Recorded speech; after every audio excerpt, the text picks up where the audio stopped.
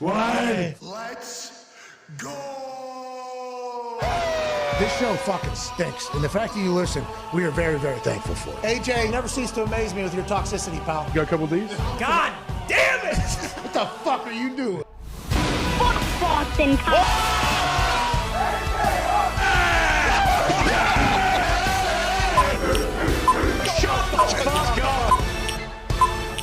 Hello, beautiful people. It is Thursday Night Football on Prime Thursday, September 29th, 2022, and this show starts right now. Football is entering NFL Week 4 this evening in the great city of Cincinnati, Ohio. Hell yeah. Right there on the river with Kentucky. You can actually drive your car from Cincinnati, put it on a boat, and then drive that son bitch off in Kentucky. I believe people from Cincinnati go party in Kentucky, and people from Kentucky party in Cincinnati, but I digress. That is not a part of the conversation this evening. No. Although it is a beautiful city on the river, a team has traveled up from tropical Miami to take on the Super Bowl appearing Bengals of last season. Now the Miami Dolphins had to travel up to Cincinnati a little bit earlier than normal because of that asshole Hurricane Ian, who T's and P's to everybody that had to feel that asshole's effects last night. Yes. The world was watching alongside of you guys. Hope everybody's okay. Hope everybody's stuff is all right. In reality, that's not going to be the case, but we wish for everybody's future success with this asshole Hurricane Ian. Miami traveled up to Cincinnati a little bit earlier than normal to get out of the storm's way, so there isn't any shakeup for this Thursday night football matchup. They were practicing at the University of Cincinnati, doing their walkthroughs on a college football field that has dorms and classes around it, and nonetheless, most of their walkthrough was put onto the internet by one account that was shared by many. Will that affect this evening's game against the Cincinnati Bengals? Will having to have 90 plays on the defensive side of the ball just 4 days ago affect the Miami Dolphins going into play the Cincinnati Bengals? That'll be the conversation of the day. Also, we have some NFL monthly award winners because we're already a month into the season. Wow. We have some dirty graphics about the league's leaders with 3 weeks full stats in there, so we can get a kind of a taste of who's going to have an MVP season, who's going to be at the top of the charts, who's not going to be, who's going to maybe fall off, who's going to find their way on there. There's a lot to talk about today. I believe Von Miller will be joining us. Wow. Okay. Coach Pagano will be joining us for his keys for tonight's game. So let's continue to learn stuff. Let's lock in. Sounds good. Let's continue to be smart. I think Chuck has been accurate in who is going to win each week, so maybe that is something to think about. Some of his shit has backfired. Most of his shit has shown up. Yep. We get a chance for that again today. We can't wait for that. The Toxic Tables here at Boston Connor, at Ty Schmidt. And joining us on stage, a host of Everything DB and Man to Man podcast, just hanging out today. We are thankful for it. Ladies and gentlemen, Darius Butler. Yeah, D-Bud. Okay, so let's dive into tonight's game right now. AJ Hawk will be with us the second hour. He is picking tonight's Super Boost. Yep. Whoa. AJ Hawk. We saw what had happened in mine, okay? Then we saw what had happened in mine again. Blasphemy.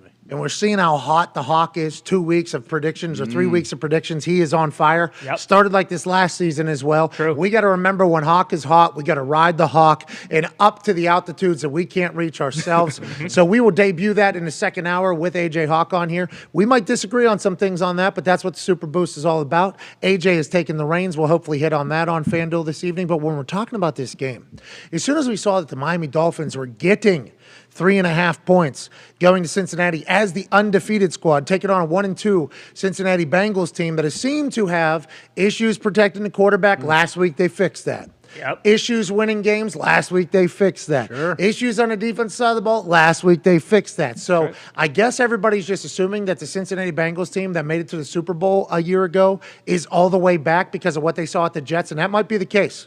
It was the Jets. That's fucking stink. Footsteps is getting old. But We don't know if the Jets fucking stink. Footsteps is definitely getting older. It's better than the alternative, but it is the Jets. So we think maybe some people are overreacting. Dolphins, undefeated. They've played Patriots, Ravens, Bills. Yeah. tough slate. Pretty good fucking teams. Still undefeated right now. Now, the Bills game, people are going to say they shouldn't have won or whatever the case. It's like, okay, well, there's a lot of wins in an NFL season where teams shouldn't have won, but they did. You know why? Because it seems like winning teams fucking win those games and losing teams don't. Getting 3.5 on the road in Cincinnati, 4 days removed from 90 plays being played on the defense side of the ball. Darius, you're a Dolphins fan. We know that whenever it's convenient. I'm joking. True. You've been a Dolphins fan for the past, 3-4 years. Yeah. There's a 36. Well, we're just saying from our gotcha. On the Colts. from rooting for our the Dolphins. perspective. Well, he was paid to be a Colts fan, still is.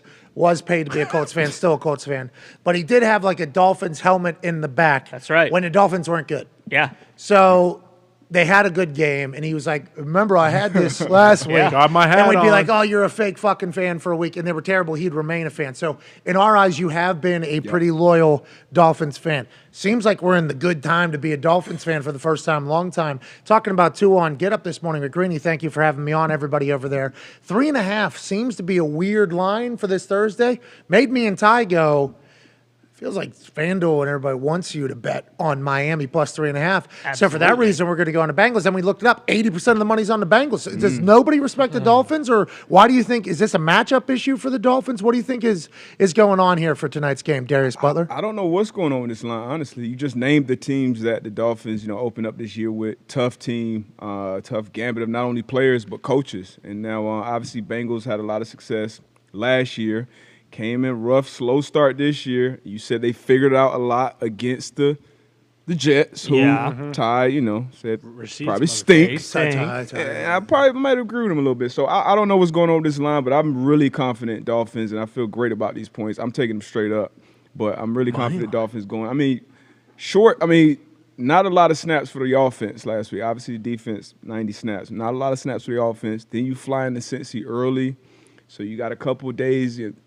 Sleep, get up, sleep, get up, and now Tyreek fresh, Waddle's nursing the growing. I feel good about my Dolphins. Had a walkthrough just yesterday at the University of Cincinnati.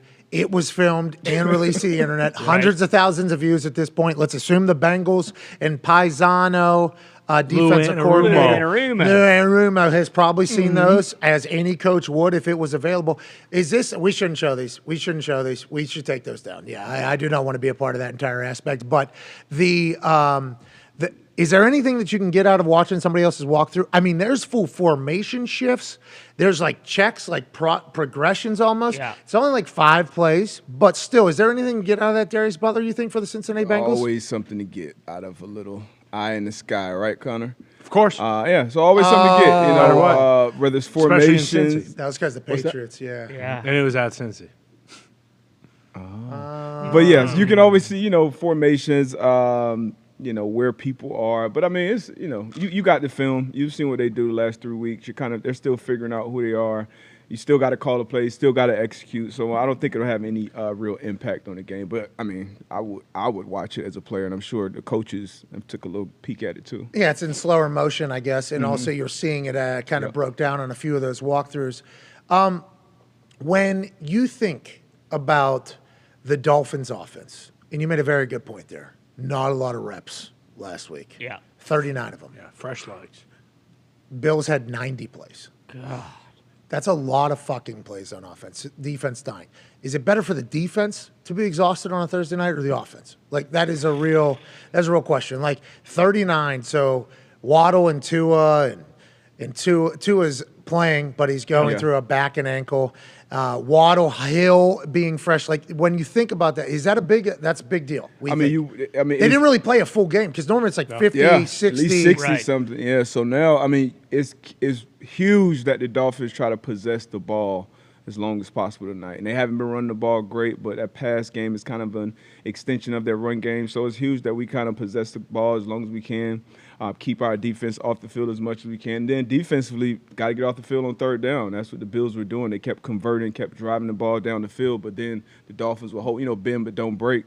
They'll hold them out of the end zone, which is what the game is about. Situational, red zone, third down, 2 minutes. So we got to be very, very good in those aspects on a short week. What do you think, Connor? Well, it feels like last week especially, like the Bengals beat the Jets, okay, and, I'd have utmost respect for Joe Flacco and they have going on over there. Maybe the most. Exactly. And with Gary V, I don't want to end up on some video with him yelling receipts, motherfucker, saying something bad about it. You don't want to be that motherfucker that he's talking about because we still don't know who that motherfucker is with Tom Brady. right. We will know that you're potentially that motherfucker that Gary V's talking about when he's screaming receipts. Bingo. And because of that, the Dolphins, they are just coming off playing Stephon Diggs, Josh Allen, that Right. entire offense. Now, maybe the 90 plays, is a little too much, but that defense feels much more battle-tested than the Bengals, right? I mean, they beat the Jets pretty well, but you could argue that Tyreek Hill, Jalen Waddle, and, Mike Gesicki are a little better than Garrett Wilson, rookie on the Jets, Elijah Moore, second year on the Jets, and C.J. Uzomah, who,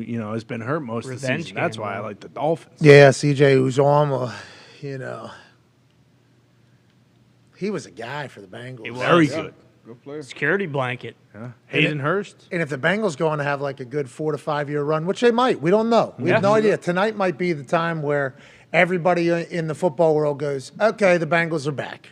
After what happened the first couple weeks where they looked like ass, Joey Burrow's still getting attacked. Yeah. They beat the Jets. They do something to the Dolphins. And Joey Burrow is doing an interview with Colin Cowherd, and he says, it was like that early. Yeah, we figured it out, though, which is what happened in training camp, I think, last year when they were talking about Jamar Chase. Like, there is definitely an opportunity for that to take place. Yeah.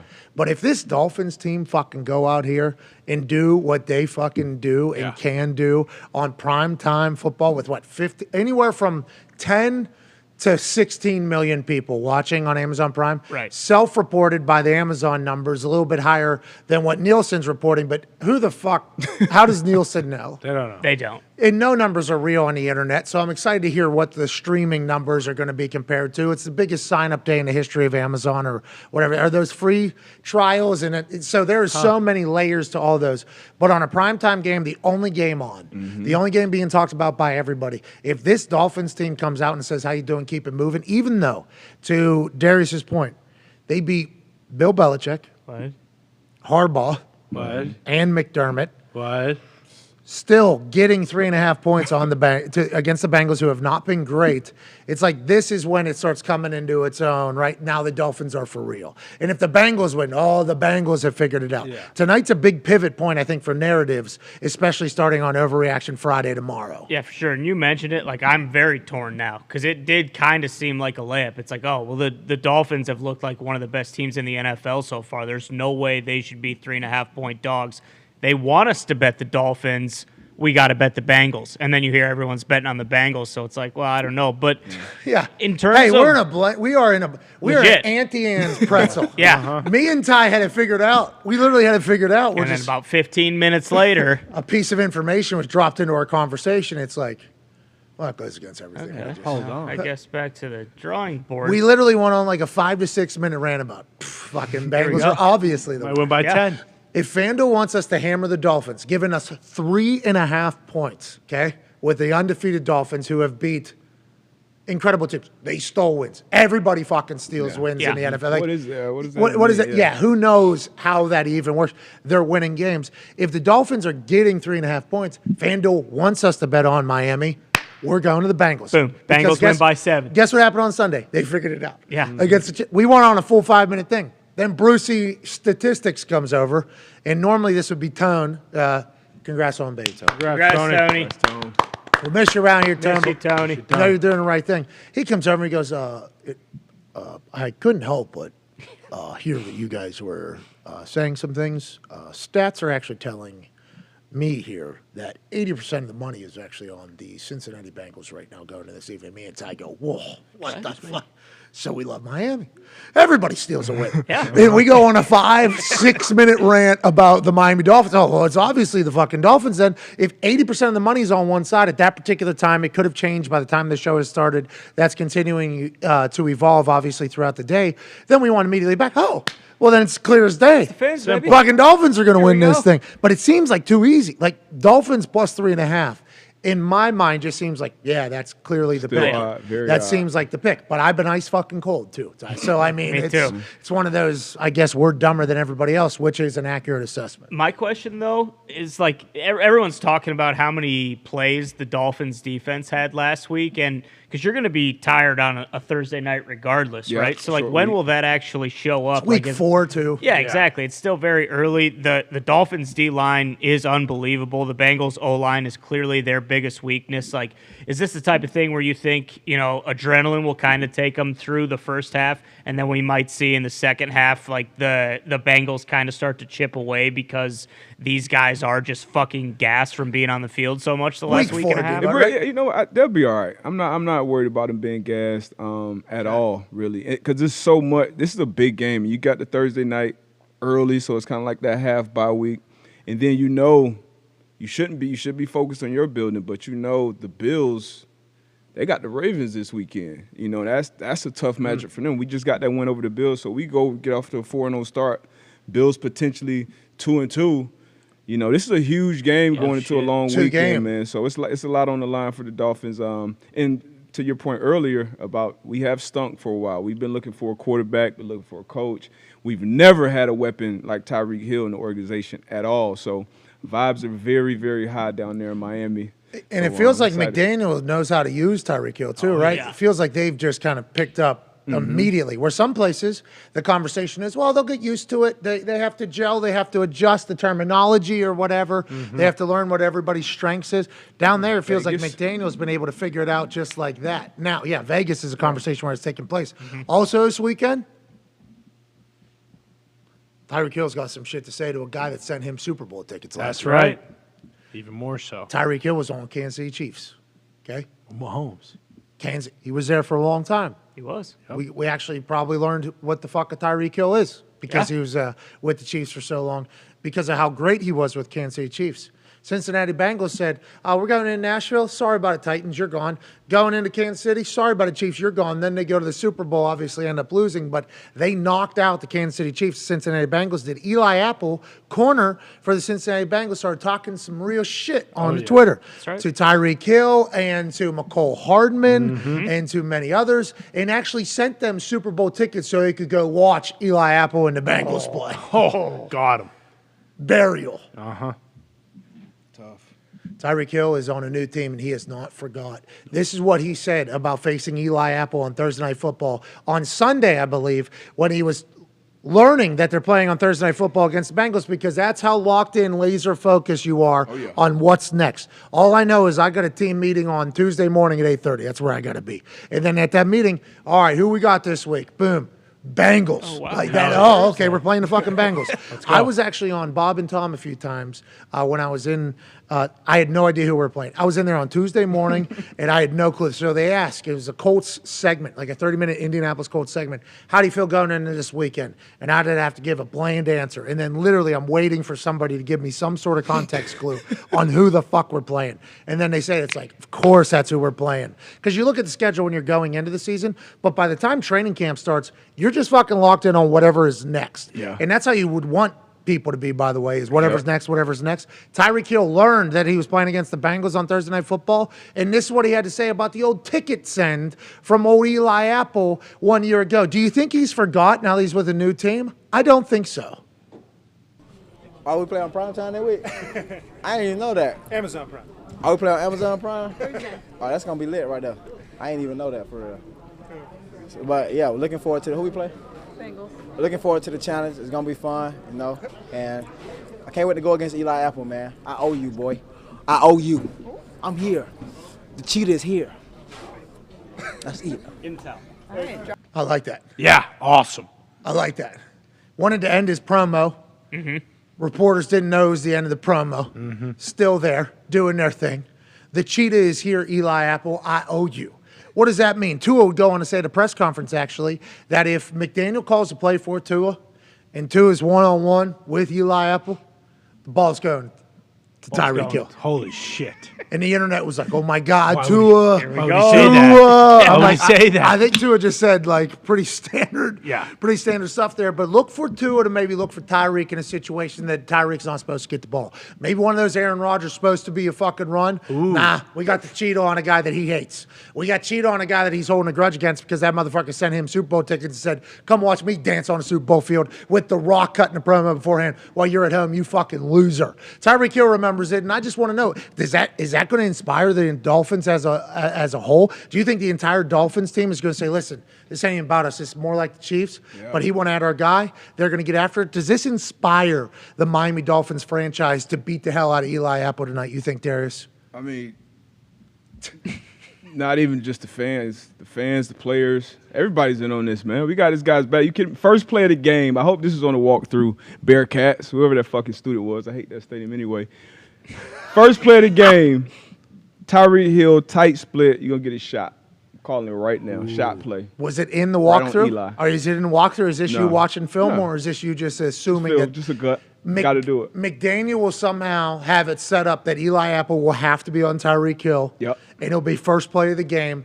Let's go ahead and see what we're all about here this evening. Could you imagine Eli Apple fucking walks, tracks? Man. Interception. Oh, Hey. One hand. could happen. Let's go. It could, but let's go. I like my guy. I like Cheat out there. I But like, he did. I like know. you in those glasses. dude. Yeah, you look Yeah, awesome. it just felt right. It just felt right. But Eli did get the best of them last year when they met in the AFC Championship. You know, they had great adjustments, took care of 10. Eli made the huge play before halftime. So he did hold his own. Eli gets a bad rap. I think he's a better defender, a better cornerback than a lot of people think he is. But it's just Cheetah. He pissed off Cheetah. Yeah, exactly. And He you pissed remember. off a real fast guy. Different animal. The Sunglasses. fastest. The fastest. You don't I want do to- like he only does interviews in sunglasses. Yeah, he looks awesome. It's a good gimmick, good bit. It is man. good gimmick. I'm a big fan of it. I like the way he's been talking. I like the success he's been having. He has like 417 yards this season or something like that. No, he has 300 and some yards. The Chiefs has a total at 417 Yeah, yards. yep. So obviously, anytime you lose Tyreek Hill, you're going to feel the effects of it. But anytime you gain a Tyreek Hill, you are also going to feel the effects of it. right. And the Miami Dolphins are in the middle of that. Yeah, and I love the shit talk. That's awesome. Tua, I feel like it would have been more fun if he said, you know, if there are 3 guys on Tyreek Hill, it's going to him. But the more I think about these plays being filmed and, you know, sent to the internet, the more I'm thinking Mike McDaniel knew that On was going to purpose. happen. Went out there, ran a bunch of fake plays with guys running all over the field. That's what they're going to try and cover. And then all of a sudden, McDaniel deep shot it the entire game. Boys, we're supposed to go do a walkthrough the way he talks on a college field. There's going to be a bunch of kids. Probably Bengals fans. All right. Everything we're doing today is nothing what we're doing on Thursday. Okay? Don't need to ask any questions. We're going to get recorded. We're setting everybody up like this.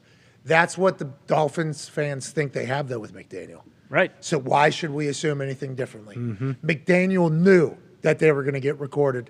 That's why they even followed the gimmick of sending the cease and desist. Please do not put that Right. on the internet, even following it up. And everybody saying, well, this ain't your video. Hey, there ain't nothing. This is not our fault. Sorry about it. It is still on the internet. We're going to run it on the internet for the foreseeable future. And this is probably going to get 1 million views before the game kicks off. And McDaniel just kept to the bit that much. They knew that's a good call, Connor. I don't know how we didn't recognize that a lot sooner. The son of a bitch went to fucking Yale or something, didn't Exactly. Yeah, I mean, he's not, you know, we've talked about Kevin Stefanski being an Ivy League guy, and it's like, well, wait a minute. Like, I thought this guy was supposed to be super smart, but he kind of is a doofus a little bit, you know, kind of marches to the beat of his own drum. Some of his responses are like, what the hell are you talking about? McDaniel went to Yale, okay? Like, you don't just fucking fail your way into Yale. It's very difficult to get into Yale. He is a brainiac. He marches to the beat of his own drum. He is smarter than everyone he's in the room with at all times. I guarantee that happened. And you're right. Hey, send out, you know, a cease and desist. We need to take this down. We'll get everyone thinking like, oh, they know the script. They know the first 15 you guys smarter plays. than us. And then guess what we do? We hit him with the sleight of hand. Hey, boom, boom. Same shift, same formation. This guy went this way that last time. Well, he's sitting actually. Yep. This And then fucking boom. guy. Boom. Touchdown. Oh, you watch film? That's cute. Okay. Look at this, Cam Newton. Yeah, Clay McAfee. Sorry. Remember that? Yeah, it's Ankle against the wrap. Packers. All right, let's talk about some other incredibly intelligent coaches. Bill Belichick had one of his best promos to date. Bill Belichick dove into the doctorate worlds to really cut through to a local media reporter who's asking a pretty standard question about the starting quarterback. Oh, yeah. Starting quarterback said the other day, any injury questions are directed for Bill. And I think the media learned quickly that ain't the right direction for any of these questions either.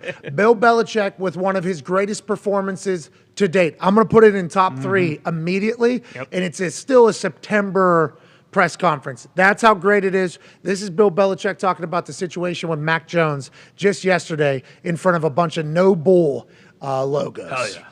Is the plan, Bill, for Mac to have any kind of procedure to help along with the process here? Day by day, Phil. Day by day. That's the plan. That Phil Perry? Day by day. Are you and the team on the same page with Mac and his team as it Who's Mac's for the team? injury and how to Patriots? progress? No bull. Move forward. His dog. Yeah, I mean, not really sure what the nature of the question is. Day by day, it's getting better. See how it goes. Day by day. Does he have a high ankle sprain? Day by day. What do I look like? A doctor, an orthopedic surgeon? I don't know. Talk to the medical experts. What do the medical experts on staff say Good question. to you? Day by day. Oh, Right back. We'll evaluate him, Dave. I mean, what difference does it make to me? What do you think I'm going to read the MRI? That's not my job. So, But it's theirs, and they talk to you about it, right? yeah, it's day by day. It's getting better day by day. See how it is tomorrow. It's a lot better than it was yesterday. See what it is. Hell yeah. day by day, dude. What do you want me to do? Is it a sprained ankle? Day by day. In any of the days since the day that it happened, has it been a sprained ankle? I think that's the way, right? You kind of got to decipher his language and catch him up in something, because as you're asking your question, he's calculating whether or not you have listened to anything he has said and if he respects your question at all. So I think there were some very valid follow-ups there. I think as soon as that one person said Mac's team, I think you almost saw Bill Belichick go, his team is the Patriots. What are we? Yeah. Mac's team. Mac and his team are talking to all of us. Like, I think the reason why I enjoy this so much is it had a punchline, right? Day by day was that was the punch. Gotcha. Had a couple fucking jokes, huh? Am I reading the MRI? Orthopedic surgeon. Difference does it make to me? Am I a fucking doctor? What do we even? Well, you are the general manager of the team and the head coach of the team. Not a fucking doctor, though. Yeah. Yep. And Mac told us just yesterday that all injury questions should go to you. Ask the fucking medical professionals. So he said the right thing.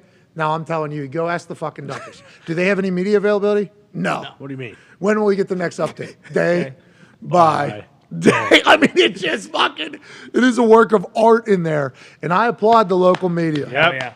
Keep trying. Jousting with him Yeah. for 20 years now at this point. You just been jousting with that guy.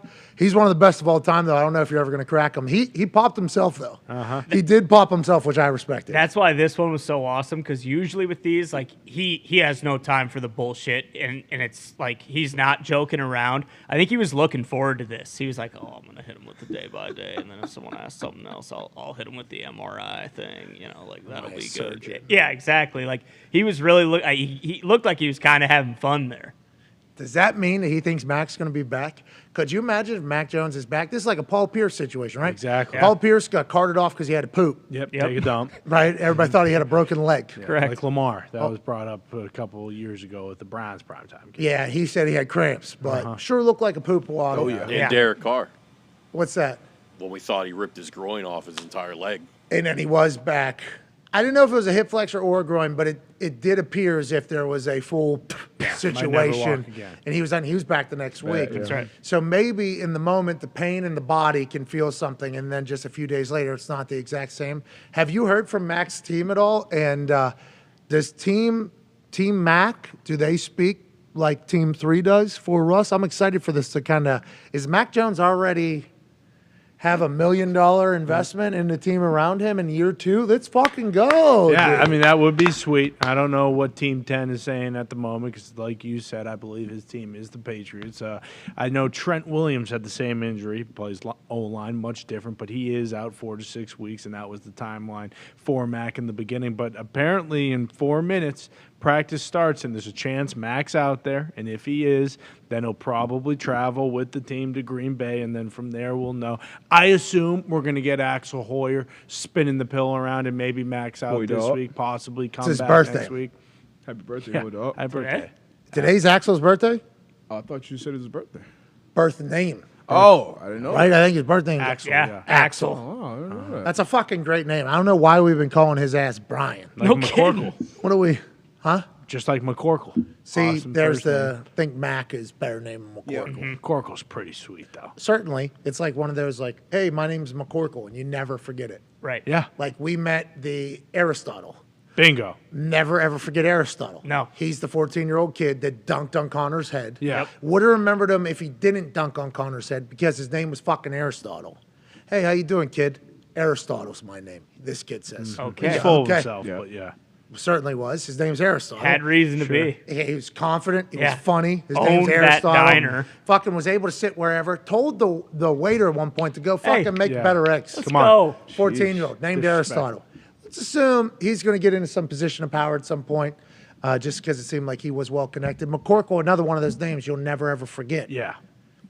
Axel though, is a fucking just like Unbelievable. my name's Axel. Yeah. And you're a quarterback. I wonder what happened with that. Is his dad Axel too? So they go with his middle name Brian.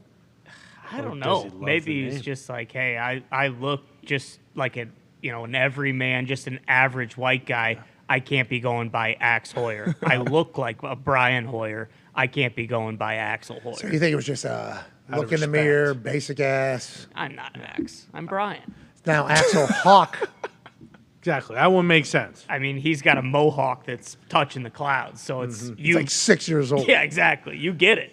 What did AJ say? Axel Hawk said the other day. Oh, the flood's up to my dong. Yeah. Yeah. Yes. Kid's 7-year-old. He get 7 years old. Named Axel. That's a cool ass name. I would have definitely gone by that name. Yeah. I don't give a fuck what I look like. Growing up in Ohio, his name is Axel Hawk. Okay? He already got a mohawk, loves hitting and tackling people. Going You're places. talking about guaranteed Hall of Famer, Axel Yeah, Hawk. yeah. I'm thinking I think the odds are longer, okay? Not only for Axel Hawk, who's an 8-year-old, to make the Super Bowl, but maybe for like AJ to get in the Hall, which he deserves, than Axel to make the Hall of Fame. Axel Hawk is the first ballot Hall of Famer, I think. Yeah. And he hasn't even, I don't even think he's played more than 1 year of, he's already playing tackle football, already using, Oh, yeah. Crying. hey, Yep. he's already putting his helmet through other kids' sternums. I mean, Hoyer it is. from Ohio too? What's that? Is Hoyer from Ohio too? Sounds like I it. can see. If his name's Axel, let's Big assume Ohio he's from name. Ohio. Went to Michigan State. He's playing though, right? I mean, Definitely. he's doing the whole day-by-day thing with Mac Jones. And you guys love that Hoyer's going to be in there. It's a good game manager. Maybe get you guys a win or no. Yeah, I like the Wild Hoyer. All I can think about, though, is when he was playing during COVID, when Cam Newton was out and there was about 10 seconds left in the half against the Chiefs, and he took a sack. In knocks field down goal range. Yeah. And it ended up kind of ruining the game for us. I mean, we would lose that game either way, but, yeah, it didn't help. I'd like to see Bailey Zappi, let the rookie get out so there. you don't for like the Axel. bill. Wow. Sounds like give me the third guy. Yeah, well, we know what we're getting with Axel Hoyer, and maybe that is a win. But, again, we're going to Green Bay. We're going to Lambeau. 9.5-point dogs, I believe. Yeah. That's a lot. Was 10.5, and then they heard Axel might be playing. Bumped it down to 9. Belichick getting almost 10 points is When was the last time that happened? that's a wild thing to. Like, how do you not pick the Patriots? But then you think to yourself, like, feels like the Packers would have won and by they're like figuring 11 it out. last week Yeah. if Aaron Jones doesn't get speared by Vita Vea Yeah. on the 1-yard line. Yep. That's against the Buccaneers. The Buccaneers seem to have it a little bit more figured out than the Patriots do. So maybe the Pack just fucking steamrolls them. I'm going to go with the Pack, right? I'm going to pick them. Yeah. But it feels like that is a lot of fucking points. And I don't know where they want us to go, the book or not, but that's a big spread for Bill Belichick. I wonder if that is the biggest dog Belichick's been. Oh, I don't know if it's the biggest dog he's ever been. I know in that first Super Bowl they were also massive dogs against Kurt Warner. You're talking like 20 years ago. Yeah, you're talking the last. Well, you said biggest. Dog Yeah, no, Belichick's I ever know. been. Yeah, but I'm just saying, like, that's in your head. It's like 20 years. Oh, ago. exactly. Yeah, I don't even think they were that big of dogs when Castle was the quarterback because the team was so goddamn good. Probably the biggest in 20 years that Bill Belichick underdog. Definitely this early in the season. There's no way they've been, 9.5, 10.5 point dogs 4 weeks into the season. Are you guys dead, dude? I mean, any team that loses their starting quarterback doesn't have a great shot at doing anything that great. But, I mean, if Matt comes back in the next 2 weeks, after, Green Bay, it kind of tapers off and we have a pretty, gettable schedule till the bye week. Dallas Cowboys lost their starting quarterback. Cooper Rush came in, and they won on Monday Night Football. Yeah, play the Bengals and the Back-to-back Giants. wins. What's that? Back-to-back wins. Bengals and Giants. They're not playing the Packers. Oh, the Bengals, who are Cooper currently Rush. favored over the Miami Dolphins this evening at 3.5 on Thursday Night Football. Kirk and Al getting another chance to go in there. The Prime Vision, is that where we're watching it at? Oh, yeah. I didn't love it last week. It's not for everybody. No, no. I talked to Ty about it, yeah. I enjoyed it. Uh-huh. Then I didn't enjoy it. I thought they were doing too much, maybe. I thought are they still experimenting with it? I don't know. I bounce back and forth from it. I like it. I enjoy it. But I think last week there was a time where there was like 6 players on the screen, names. Yeah. And I couldn't see fucking anything. Yeah, I noticed that as well. And it was like, all right, so we're doing A little too jumbled. maybe there's a little bit too much. Somewhere they'll find it. They're Yeah. still trying to figure it Yeah. out. I go, but it is awesome, Yeah. that whole thing. I love it, being able to see, obviously all 22, see all the DBs, and then even seeing the routes. And sometimes they'll light up the edge defender. So, I love it. It is a lot for some people, but I absolutely love it. Is it live or is it behind? I think it's live. Yeah. It's crazy technology they got because they are following routes Yeah. for people. They're getting speed immediately for people and everything. Stats. It's incredible. It is a very impressive addition that I think Amazon can do that nobody else can do, which I'm thankful for and I'm excited about. And that's what we kind of talked about a couple weeks ago. It's like, here's Amazon taking full advantage of the fact that, like, this is different. It's not just like on CBS, because they'd never do that on, like a national TV broadcast. Like, this is the type of shit they can do, but I also think it's the type of thing, I bet it'll be much better tonight, because I think they heard all the feedback from the first week and were like, oh, people love this. Let's just fucking overload everything in this second week. And then now maybe it's like, okay, we maybe need to taper it back a little bit and kind of make it more consumable. So I think this week it probably will be better than it was last week. They'll find a little balance in there. I think so. Because it's hard not to, they like it. All right, sweet. Yeah.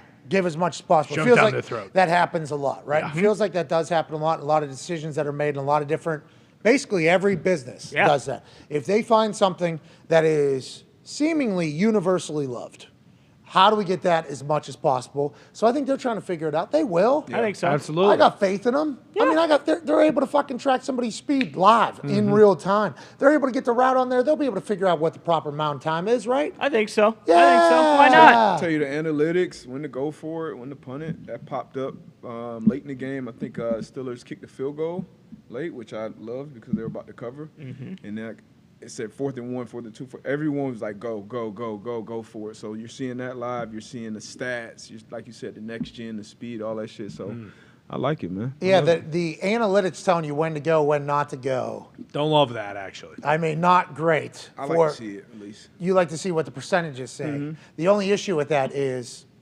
live in the moment.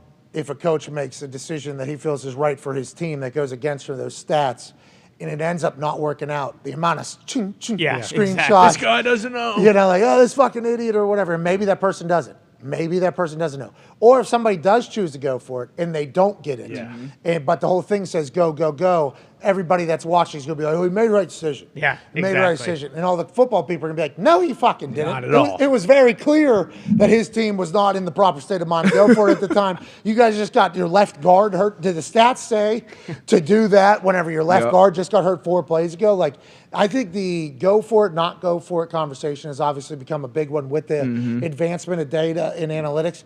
If they put on the screen, like, past outcomes as opposed to, like, what somebody definitely should do. Yeah, you know what I mean? Yeah. Yes. Like, I think anytime it's like a definite, that's my, like, okay, so you're smarter than fucking So when Lombardi was making these decisions, roaming the sidelines, and he was feeling it out with that whole thing, or Belichick's feeling it out, you're saying that the numbers are an absolute. That's what you're saying in there, and that's why people hate the analytic world, and that's how some of the people in the analytic world act. Like if it's 65%, that's an absolute. It's actually, in your fucking numbers, that is not an absolute. Yeah. No. There's actually 35% there that is not. So that's a pretty big fucking gray area. And that's how it became 2 years ago. Oh, yeah. Oh, yeah. 2 years ago, it was if something's 60% or above and a decision was made against it and it didn't work out, it was this guy doesn't fucking trust numbers. Idiot. This Yeah. guy's a fucking idiot. It's well, 30% is that's quite a bit. That's a fucking lot. I get somebody in the Hall of Fame in baseball, 30%. That is a huge wiggle room, and if you fall into that 30%, nobody remembers if you get your fucking ass fired or don't make the playoffs or anything. It's just made the right decision. So find balance there, I think personally. I like if I was wearing that hat where I had to make those decisions, I want I want that information in my ear. Hey, these are the numbers. This is what the analytics say to do, and then I take that information, I do what I will with it. But there are no absolutes in football. Obviously, that's your job as a team to know what you've been doing all week, how's that game been going, the weather, the situation, all those different things. But I do want as much information as possible, as quick as possible, and then make that decision. Concur. I agree completely. It's a good weapon to have. It's a nice piece of information to have, but it's the absolute crowd. I think Hate it. turns some Yes. people Hate off. Hate it. Bro, you're a stats person. If there's a 28% margin of error, that's fucking Not good. Why are you acting like this? 72% of the time, it's that sounds very fucking good.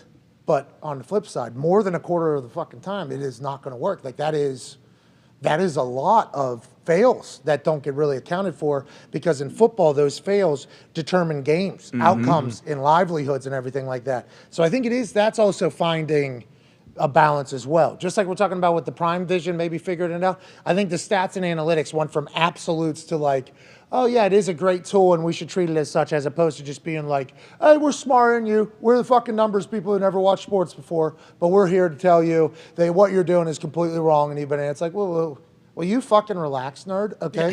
Exactly. You have a we would welcome you in here. Because believe it or not, football, pretty sophisticated sport. There's a lot of things going on. Your numbers are certainly welcomed. We are but don't come in here fucking just say you're smarter than everybody because the numbers tell you so. You haven't done anything, and you haven't gotten fired for that 85% success, huh? Right. You have to make fucking 8 families move because of that 15% ever that you were accountable for? Never? That's interesting. Okay. Why don't you fucking hold back a tweet or two every once in a while? Well, and like you guys have been saying, wanting all that information, we talk about paralysis by overanalysis. I feel like some of these younger coaches who don't have as much experience, who really rely on the analytics, you get so much information that these guys end up just panicking. And instead of where some of these guys who have been head coaches for a long time, they want that information, but they have so much shit in their past that they can kind of rely on, feel out the situation. And some of these new guys are just fuck it, go for it. They panic and they lose it. I'm thinking of one of these. Feel it, man. I'm thinking of one of these old coaches that has some new analytics person come in that was hired by ownership. Ownership wants this new analytical person to come in there. Hey, 4th and 2 in this situation in the history of the NFL, 92% success rate. How about this? 1984, I'm fucking coaching it. Yeah, right. You know what I mean? I was told the same exact stat. Has this stat been the same since 1984? Let me tell you why. We had fucking Willie goddamn Johnson at quarterback. Fastest guy on the field. Wide receiver was whatever damn person. I threw it out there. 92% I was told by everybody. Guess what? Ball was dropped. We lost the fucking game. So I got fired. We were supposed to be in the national championship. Do you have that in your little analytics thing? No. Punt. Fucking out of here. Exactly. That is that's the balance of experience in numbers. Or maybe, I think what the analytics people would say is, you can't let past outcomes dictate your current decisions. And it's that's what you're doing with analytics. Yeah, exactly. That's what you're doing with analytics. That's literally all it is. Yeah, so there's just there's a constant this, and I think there's room for everybody is what I'd like to say.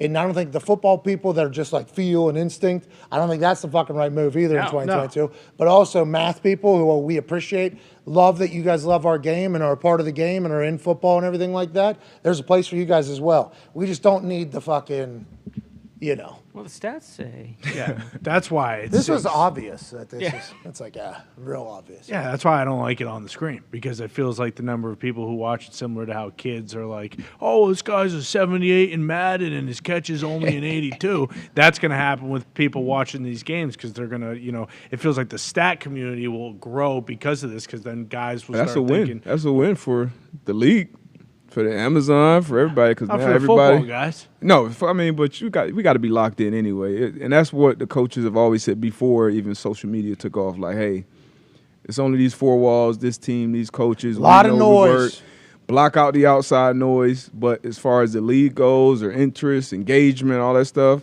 if you got this whole new crowd coming, oh, these are idiots. You're like, all right, that's great for them in the long run. Yeah, it's good for money long term to get the nerds involved, because there is a lot of analytics, and it's a territory game, and it's there's a lot that people who aren't just football meathead stooges can dive into it, and I think the game's been showcasing that. So much so this weekend, obviously Vikings and the Saints are playing in London town. A lot of people have gone over there to London to kind of broadcast it. Really? I guess there's been some mispronunciations of cities. There's been some conversations that have taken place that have pissed people off. But the NFL growing in London, who cares?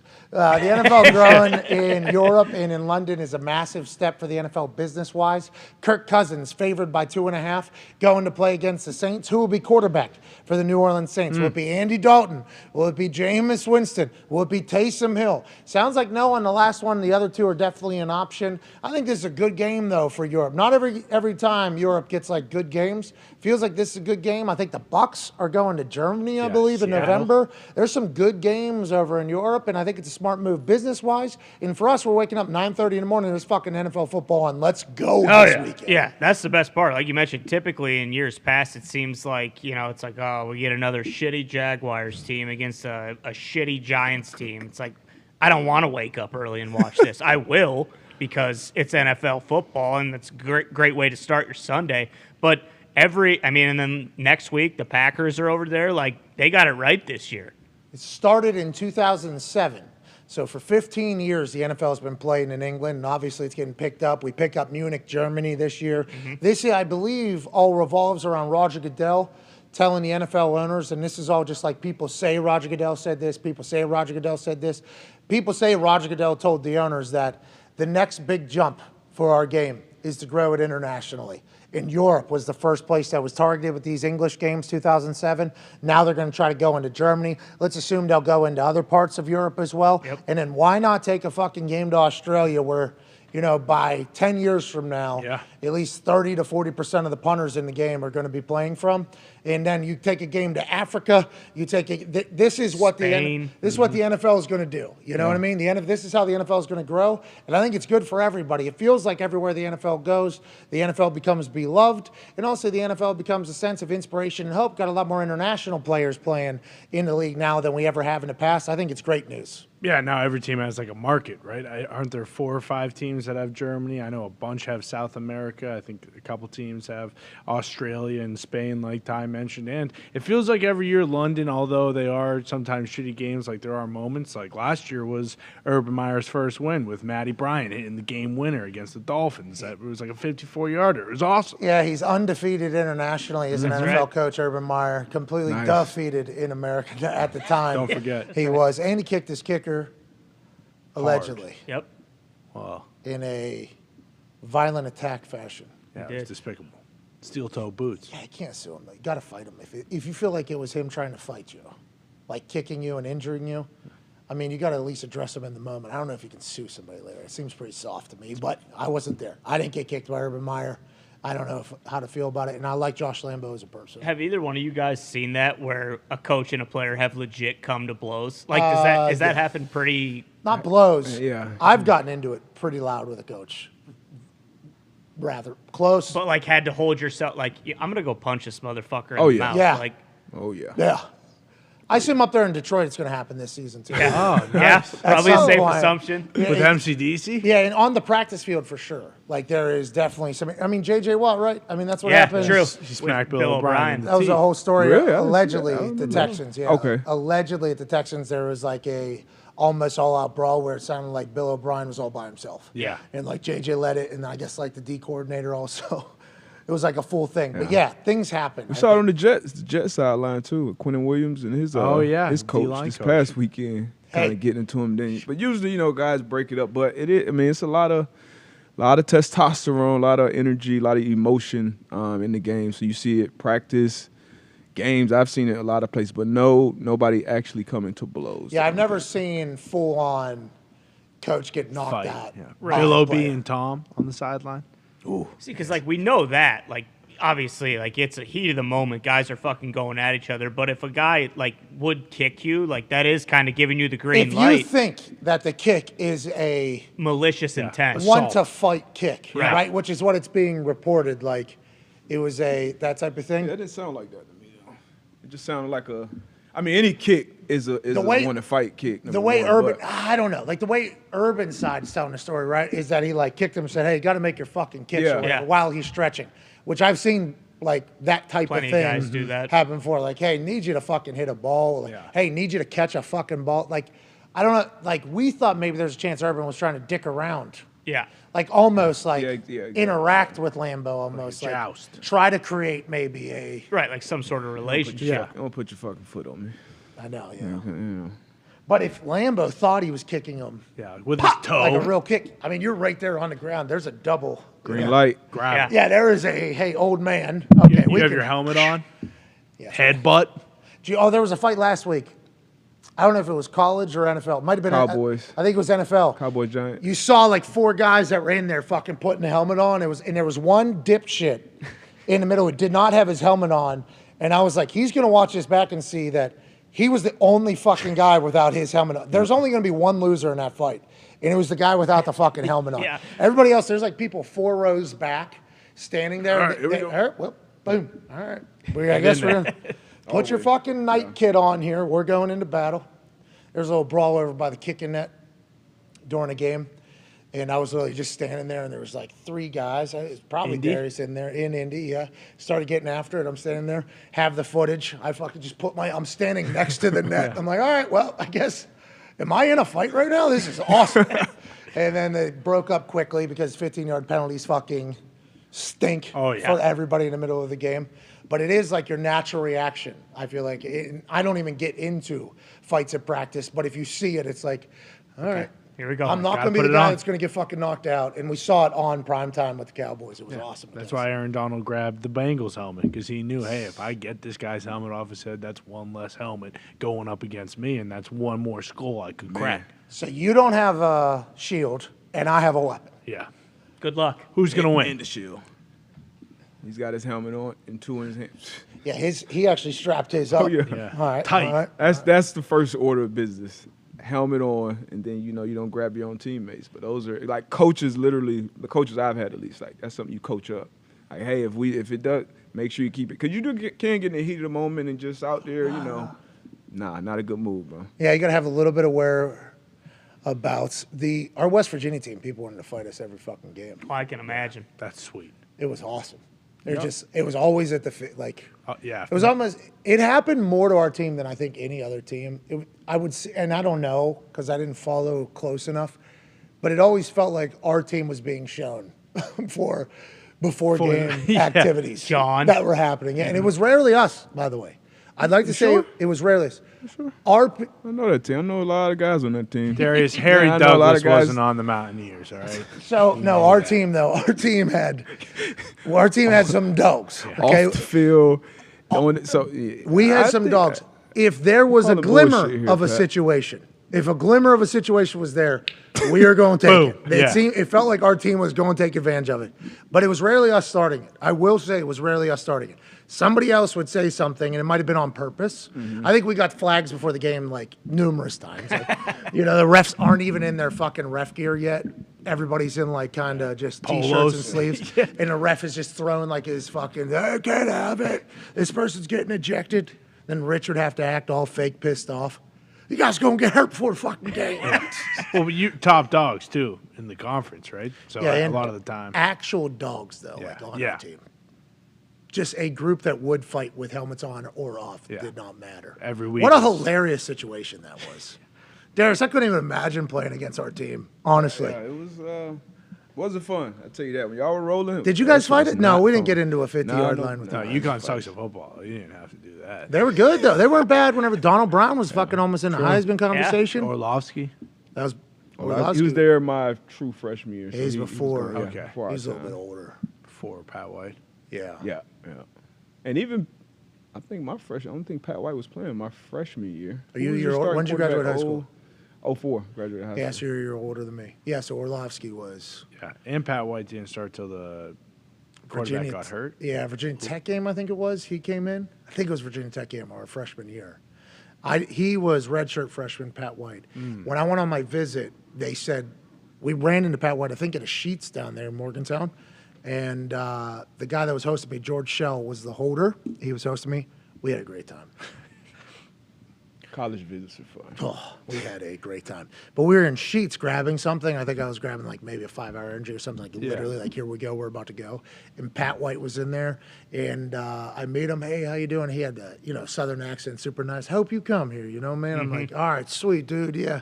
And then he checks out, and then George Show is the holder, senior holder, guy that's beloved now. He's a coach or whatever. He's like, that guy is one of the best fucking athletes that I've ever seen in my life. Damn. And then lo and behold, the next year, I'm freshman. Adam Bednarik is our starter.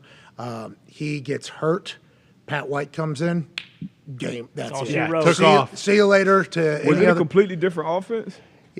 Rich Rod ran.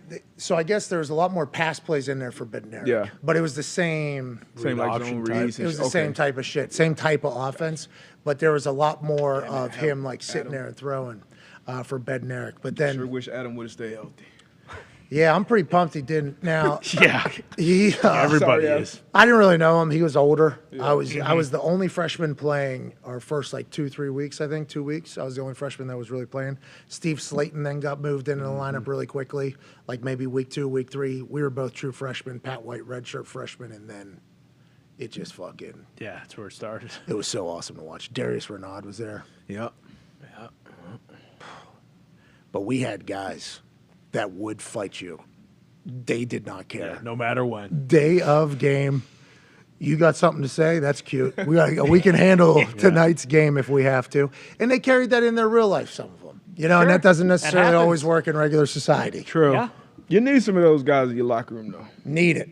Need it. I needed those people in my life in general. I'm not sure many people have the opportunity to interact with humans like that. Like guys that are from complete opposite spectrums of the world. This is how they are taught. This is how they know. And just get like an understanding of why these humans are the way they are. Travel back for a barbecue or whatever. Like it's like you start to realize a lot more about. I was very lucky to do that. With that being said, you go out with them a couple of times. It's quite a ride. Or Yeah, to I can further your imagine. point, like you may have interactions with them, but they're not working towards a common goal of all coming together and winning a game, putting differences aside, and Yeah. making things work. And be willing to just like invite you to their places because you are on a team and Right. you've been able to prove yourself. Like I think guards are up for a lot of people from a lot of areas to other people. Just naturally like, hey, how you doing? Okay, cool. That's why the football locker room's so fucking awesome. Yeah. There is billionaires' kids in there, and there is people that are literally sleeping on the fucking streets. Especially a college locker room. Because, by the time, having that college experience, it helps you, once you get into the business of it, being a pro, if you're lucky enough to make it that far. But when you're in college, it's a culture shock for a lot of people. I'm coming from South Florida. I go up to Storrs, Connecticut. We got guys from literally all over Georgia, Cali, Germany, all over the place. And then you come in this locker room, you're up in Storrs, Connecticut, in a college town. And you gotta fuck with these guys. You don't have to be best friends, but you learn a lot about different cultures, different people. So that college locker room experience, and then being on the campus too, is a crazy experience. A good one though. I didn't fuck around with the campus enough. I should have probably shut up at class at Well, least a no, couple you're times. only player ever to get a tour through the law school. What do you mean? Yeah, you're right. That was before I got to school, though. Yeah, still. Yeah, you saw it. Yeah. No one else in the history of West Virginia football had ever done that. Yeah, that was going to get a scholarship. Yeah, that was a big deal. What school do you want to take a tour of? Law school.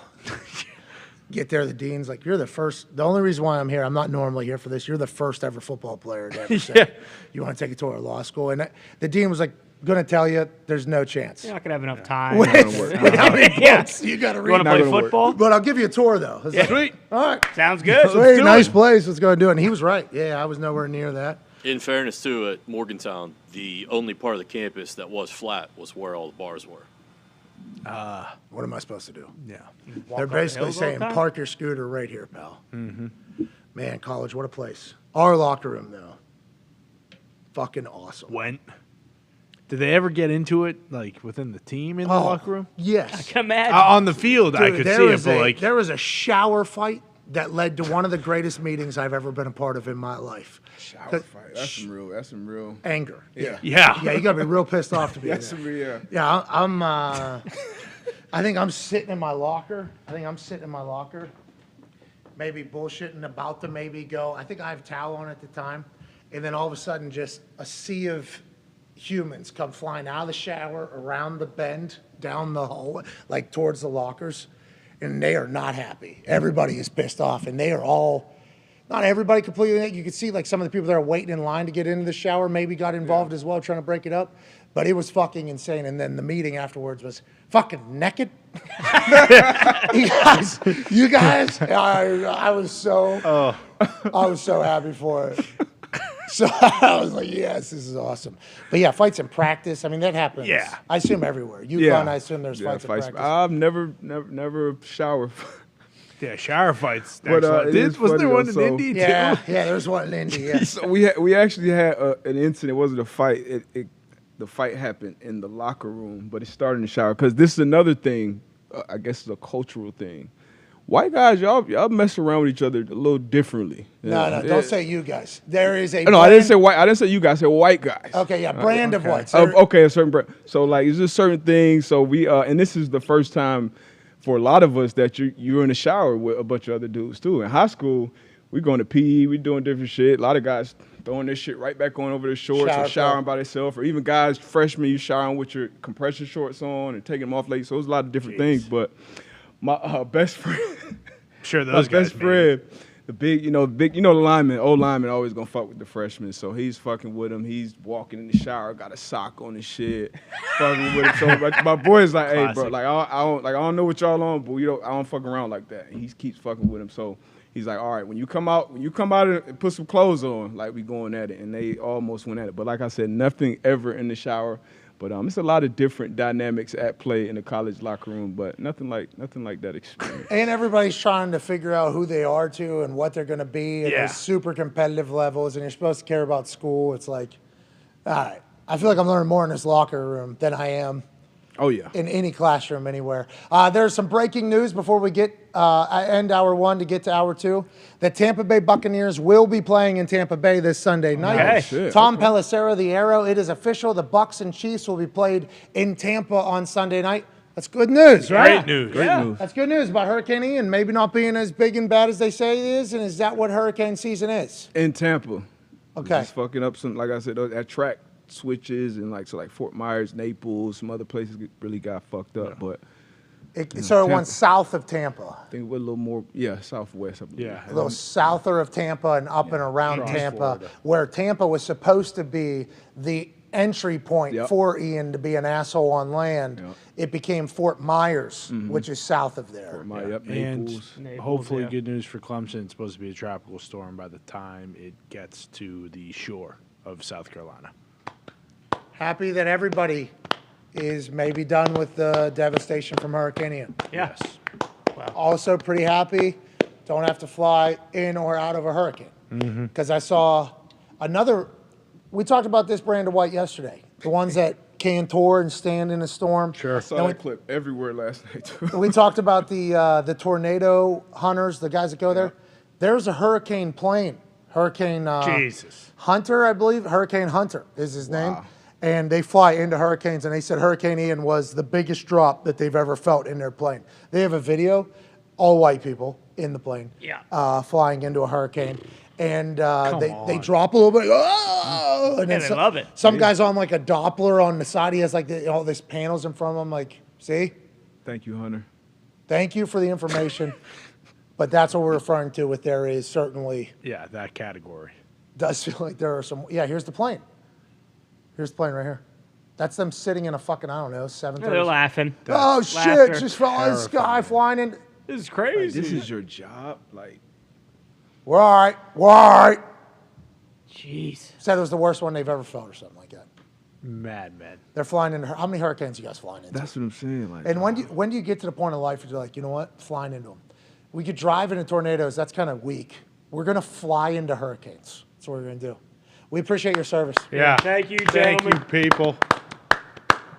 Not jobs. Never in a million years. No thanks. Ever. Kidding me? All right, let's get to a break. We'll be back in about 5 with AJ Hawk, hour 2. Also in hour 2, Coach P's Keys. Hey. We'll talk more about the Bengals and the Dolphins. We'll talk more about the NFL. There's some stories around Jonathan Taylor that are wild. MVP running back for the Indianapolis Colts. Joey Bosa and his groin. Josh Allen reacting to Ken Dorsey's freak out in the booth. And then how many viewers? Russell Wilson chit-chatting about Eli Manning talking shit. There's some power rankings. Brett Favre's done more shitty shit. Oh, what do you know? Players of the month, Tyreek Hill, NASA, Aaron Judge hit a legendary dinger last night. Congrats, Josie. There's so much to chat about. We can't wait to do so. We'll see you in 5. Take 5. Hold up. Oh, here we go. Oh, I didn't see you had the Crocs on today. Ostrich. Excuse me. money. Got it. Oh, man. Damn, that looked good.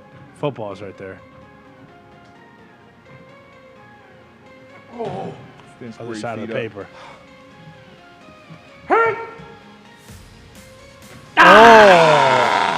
Take 5. 5.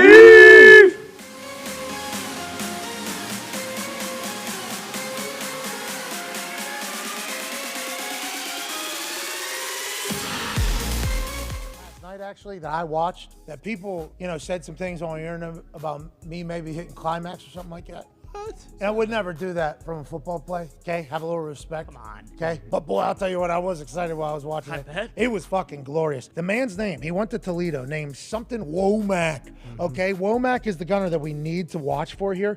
But this is the human that I think we should kind of keep an eye on right here. This guy right here, Mitch Wishnowsky, obviously has incredible flow. We saw that.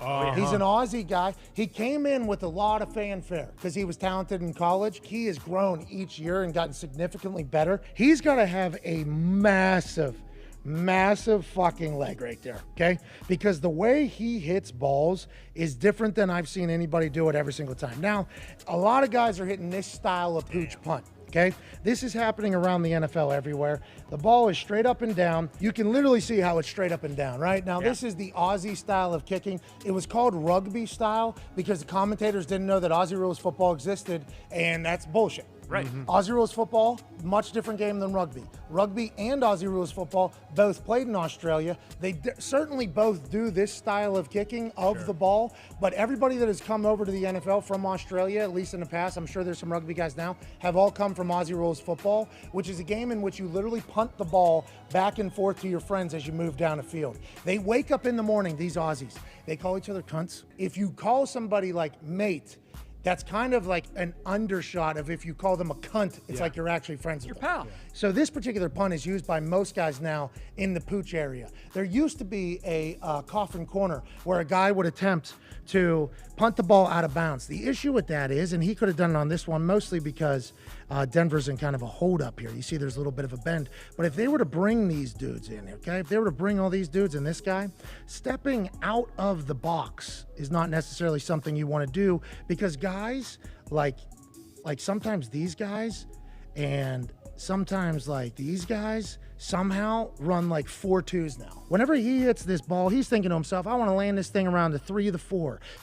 Denver air, so it's going to go a little bit deeper. He hits this fucking ball as perfect as you can catch it, and then Sam Womack out of Toledo makes a play that is just beautiful. This ball, as it's traveling down, is eyeing that fucking line, isn't it? Little slow turn at the end. Nice little break, and all of a sudden, boom! Oh my God. Boom! Boom! The most perfect punt of all time. Darn. The meat of the ball is in the field of play. The tip that has to touch The paint is in the paint. Literally couldn't have hit it any better, more perfect. At high altitude, we'll say he did it on purpose. This guy's so fucking dialed in. And then it takes a bounce. Look at how fucking high absurd that ball is, dude.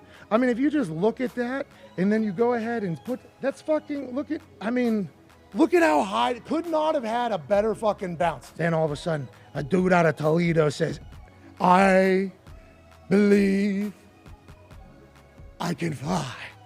Fucking soaring through the air with the greatest of ease. Perfectly timed jump. Yeah.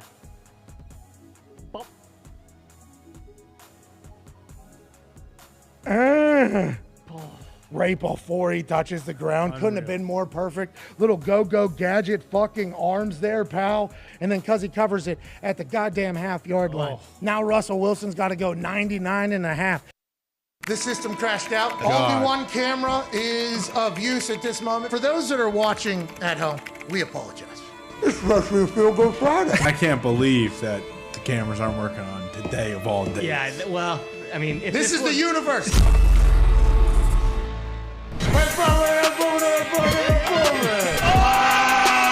Oh, hey, pal. How you doing? Gabagool. Wow! We're going! I need a nice cold Bud Light. What? Oh! You're fucking out! How's your fan? How's your fan? Maybe a couple whiskeys. What? 80,000 individual eyes that are looking at these eyes right now. What the fuck are you doing? Two scotches. What? Are you kidding me? Tequila. What? 55, 56, 63. That's how many new wrinkles I'm going to bring to the office. I get things done, Patty. Vodka. What? He said I was on meth. I ain't ever done meth. Dirty dressed up like Russell Wilson. Margarita. What?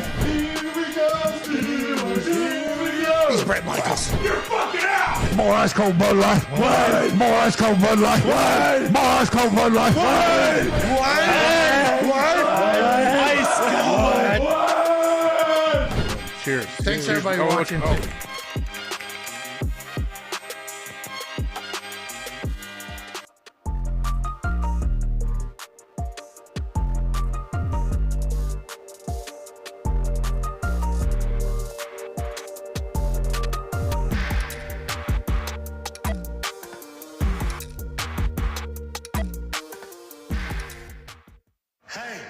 What? Let's go! This show fucking stinks, and the fact that you listen, we are very, very thankful for it. AJ, never cease to amaze me with your toxicity, pal. You got a couple of these? God damn it! What the fuck are you doing? Boston.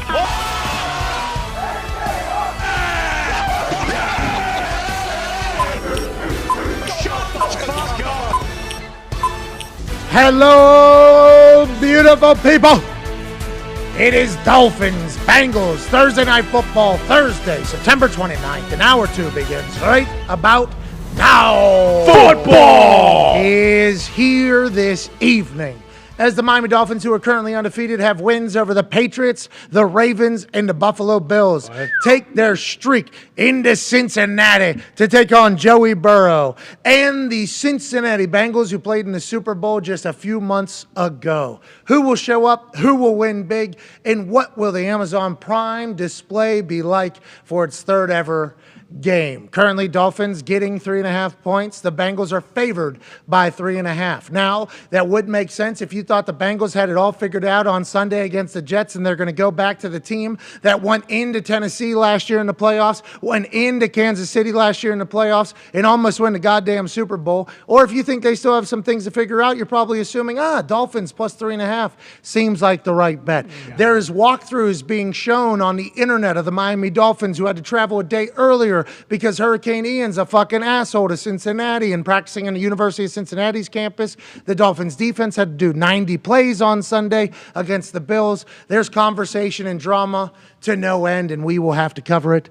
for the next couple hours because we are excited. The Talks the Tables here at Boston Connor, at Ty Schmidt. Boys, it feels like the Dolphins plus 3.5 is the trendy pick in the office, although the internet and the actual statistics are saying everybody's hammering the Bengals. Your thoughts, Ty Schmidt? I still have no idea. I mean, it's going to take probably another 2 hours, and then who knows, maybe right up until game time. But I'm most happy with the fact that we're still not getting any Thursday night duds. Tonight's game's going to be awesome. You know, we're not getting some curveball, some bullshit game on a Thursday night like we were kind of getting last year and several years before that. So I don't know. I'm going to have to take all the information, and I still have no idea which way I want to lean, but I'm very excited for this game tonight. I'm very excited as well, as is a man who joins us on stage every Wednesday and Thursday of this NFL season, host of the Man to Man podcast, and also host of Everything DB that we got to see yesterday, and NFL matchups, ladies and gentlemen, Darius Butler. I'm excited too. I'm excited about my Dolphins. And road teams, I guess, have been pretty bad Thursday night football, but still taking them straight up. Yeah, no wavering. I think the Dolphins plus 3.5 have the chance to do something really magical and make a lot of money. But there's a man joining us right now live in an attic in Ohio, a man who's a college football national champion, a Super Bowl champion, a Ryder Cup champion, a COVID survivor, and tonight, hopefully for the first time or many times, has taken the reins on the Super Boost that we have on FanDuel Sportsbook. Ladies and gentlemen, AJ Hawk. AJ, you look fantastic, pal. How you doing?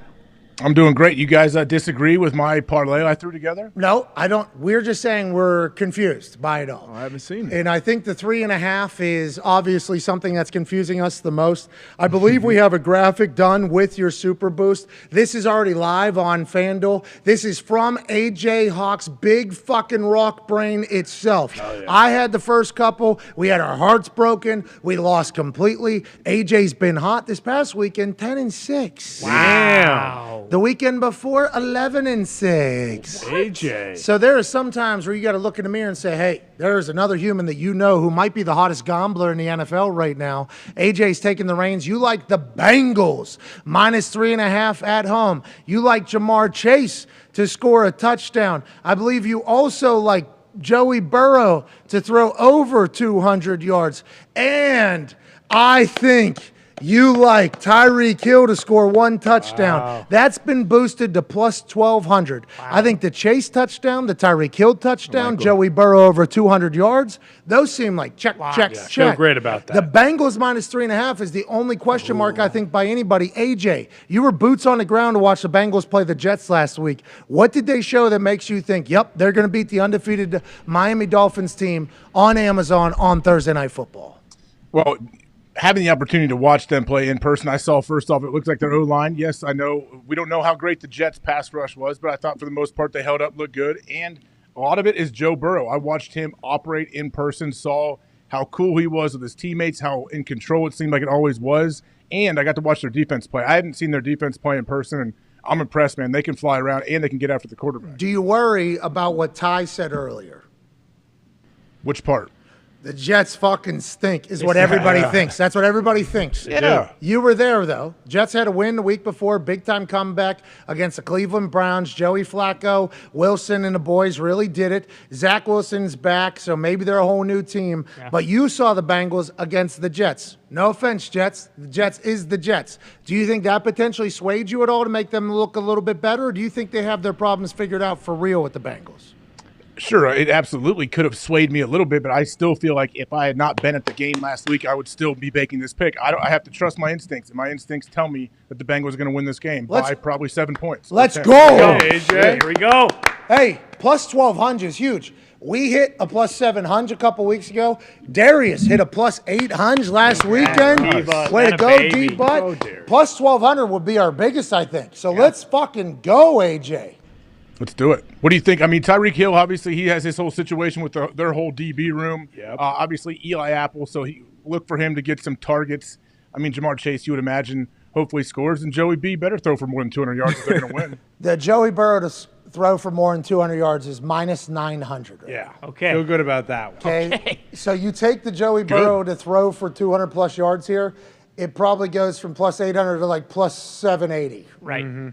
Okay. Not much of a jump. No. The Joey Burrow plus 200 for 200 yards seems to be a lock because that's how their offense runs. Now, if tonight they're just like mixing, Wow. which could happen because we are super boosting this and the football gods do their thing, that feels like a lock.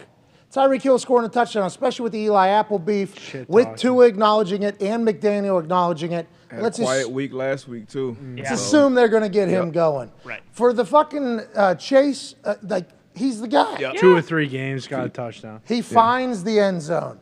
It's just the Bengals minus 3.5 that some people are going to question. I think the parlay you put together here, AJ, you should be very proud of. You should be very proud of it, AJ. Thank you. If I'm putting a parlay together, I want the odds to be great. So, hey, I want the reward to be huge always. Okay, well, you'll say that. We still want to win. Yeah, winning is... Absolutely. I do plan on winning. You think I put this together to lose? No. Absolutely not. No. All right, so let's get so some good odds. I defensive. want the risk reward. I want it to be high. I want the reward to be gigantic. And I will say that tonight's biggest bet possible Hell yeah. that they're like showing you can obviously create something for bigger odds on FanDuel right now, plus 24,000. Hey, you put $250 on this, like somebody that I know? Sure. 60 grand. What? Shit. 60 grand potentially tonight. 60 fucking grand tonight. It could happen. And now I'm falling into the trap of this is what Connor does. No, it's not a trap. It's plus 24. Can I get in on it? I want to get in on it. January 1st, I guess I will. January 1st, you'll be able to get in on this. Plus 24,000. Hayden Hurst to score the first touchdown, easy. Money. Easy. Play action to Joe Mixon. Bang. Hayden Hurst touchdown in the flag. Gesicki to score the second touchdown, easy. Easy. Lock it up. Plus 24,000. You bet $1, you're winning $240. You bet $250, you're winning $60,000. No big deal. Let's have a Thursday night. Imagine I hit for this $60,000. I'm hopping on that plane right into the tropical storm, fucking skipping. Yeah. Don't have to imagine it because it's going to happen. You're right. You're If right. you hit this, you should retire. I probably won't make another bet. Yeah, AJ's picking all the parlays for the Yeah, rest. you just never bet again. I- I mean, what else can you do? I hit a 60K plus 24,000. No, Or your bet could be dead 2 minutes and 40 seconds into the game. No, they'll kick 12 seconds, D-Bud. They take the first kickoff to the house. No, they'll that kick won't a field happen. goal first. Yeah. This thing They'll will get tackled. extend into the second quarter probably. Yeah. Could happen. I mean, look what happened in the Giants Cowboys game. I think it was plus 4,100. Saquon first touchdown, Zeke second touchdown. They didn't cap that one off till there was a few minutes left in the third. And one of these previous ones, we got the second tight end to score the second touchdown. Last week, Njoku scored second, and it looked like Muth would have scored first, but Naj was just such a beast they couldn't tackle him. So we're close. We were. Right there. But anytime you get something that's plus 1,200, for instance, Super Boosted 2, or plus 24,000, you have to have realistic expectations. Right. With that being said, we're fucking hitting everything today. Lock it up. All right, Lock now, it up. We can't possibly hit everything on the stage because Darius is firm in the Dolphins' money line. That's right. Which would certainly affect the Super Boost, but we expect that out of D-Bud. D-Bud, why do you think Dolphins -3 or plus 3.5 is the right way to go for people that might not have been listening about an hour and 20 minutes ago? I mean, like we said, they've been through the gamut the first 3 weeks, tough battles. Not a lot of reps on offense last week, and then it is a short week for them, but they travel early, so you get your kind of bearings. And since they've been in Cincy for a few days, so that's my squad, man. I got to go with my squad. Hey, but I am rooting for AJ to hit. I may take the same parlay and just flip that Dolphins. So you can also put like 10, 15 bucks on the Super Boost because plus 1,200, very good odds. So you could do that with us and then hedge your bet. Right. With True. something bigger What you like. on the other side if you think it's going to be there. So you can play both sides. You can support the Hawks fly That together. graphic is sweet, too. Hell yeah. Dirty makes incredible graphics all day, every day. This particular one, he has the sport coat on with a button down because he is professional. That's right. This fucking guy goes 11-6 in week 2. He goes 10-6 in week 3. Let's assume he's going to continue his heater this particular week. He grabs hold of the goddamn Super Boost with his talons, like he's an actual hawk sitting on the shoulder of AJ, like a parrot would normally for a pirate. Parrot's a little bitch ass. Might have a smart state-of-the-art brain. The Hawks coming down, ripping that brain right the fuck off. This is the Hawks fly together super boost, and tonight we hit. We don't have the Thursday Night Football situation of 1 week ago. No. Where I'm yelling into my phone in the middle of my house at about 11:30 or midnight because of an annexation of Puerto Rico play gone wrong and fucking us over. Tonight, we fly. Hell yeah! Woo! Thank you, AJ. Thank you, AJ. I'm glad I got up to plus 1,200. I wanted to make sure it was at least plus 800 to put that together. So the fact that it's plus 12, I'm happy. I do like that I said to AJ, I sent him a text this morning. Yeah. I said, AJ, you're doing a parlay today. Need you to send your bets over. He had one. It was the quickest he's ever responded. In the holster. What do you know? Had Waddle TD in there. Then he read Waddle as like questionable. He said, let's take the Waddle TD out of there. AJ had no idea what the odds were on this parlay because he can't get on the FanDuel Sportsbook in Ohio yet. Right. So I punched it in there. I'm like, AJ, this is like plus 850 or whatever right now. He's like, yup, like it. Lock it in. Fucking run it or whatever. Your brain knows what plus 800 is, AJ. Your brain knows what's going to happen this NFL season. Records tell us that. And tonight, we thrive because of this man, AJ Hawk. Thank you, AJ. There you go. AJ. Go, Hawk. Well, I know D-But's hit last week, right? Yeah. This week. Yeah. Sunday. Or Monday. Yeah, that's what I'm saying. Monday, so Monday. I got to keep the streak alive. Let's keep it going. Let's go. Hey, let's go. It's You your bring it in, ass you if team we on don't two? hit it. So Is it all right? Well, I'll see you tomorrow, Ty. You can say it to my face. We'll do it. I will if we don't hit it. Listen to I this. know you can punch me in the face. No. Okay. Really? Lock that in. No, I don't. Break Really, my hand. Ty's a powerful dude. Trust me. Yeah. He sits back there and acts like he's this intellectual dude. He's a savage. Well, he can't throw the Russell Wilson dorsal fin football for the life of him, but he can throw a punch. Who can? The fact that you were willing to get punched in the face tomorrow with no upside, because you can't actually bet on this. So there's zero upside other than the fact that the program Yep. maintains a winning streak. That's right. Yeah. And that's what we're trying to do here. Yeah, it means a lot. 100,000 people bet on our shit last Thursday night. That's nuts. That's awesome. If you get the same for plus 1,200 too. We should. Yeah. 100,000. A lot of people. Which Yeah. also just They sent reinforces. us that fucking email. They say 100,000 actives, this many, blah, blah, blah.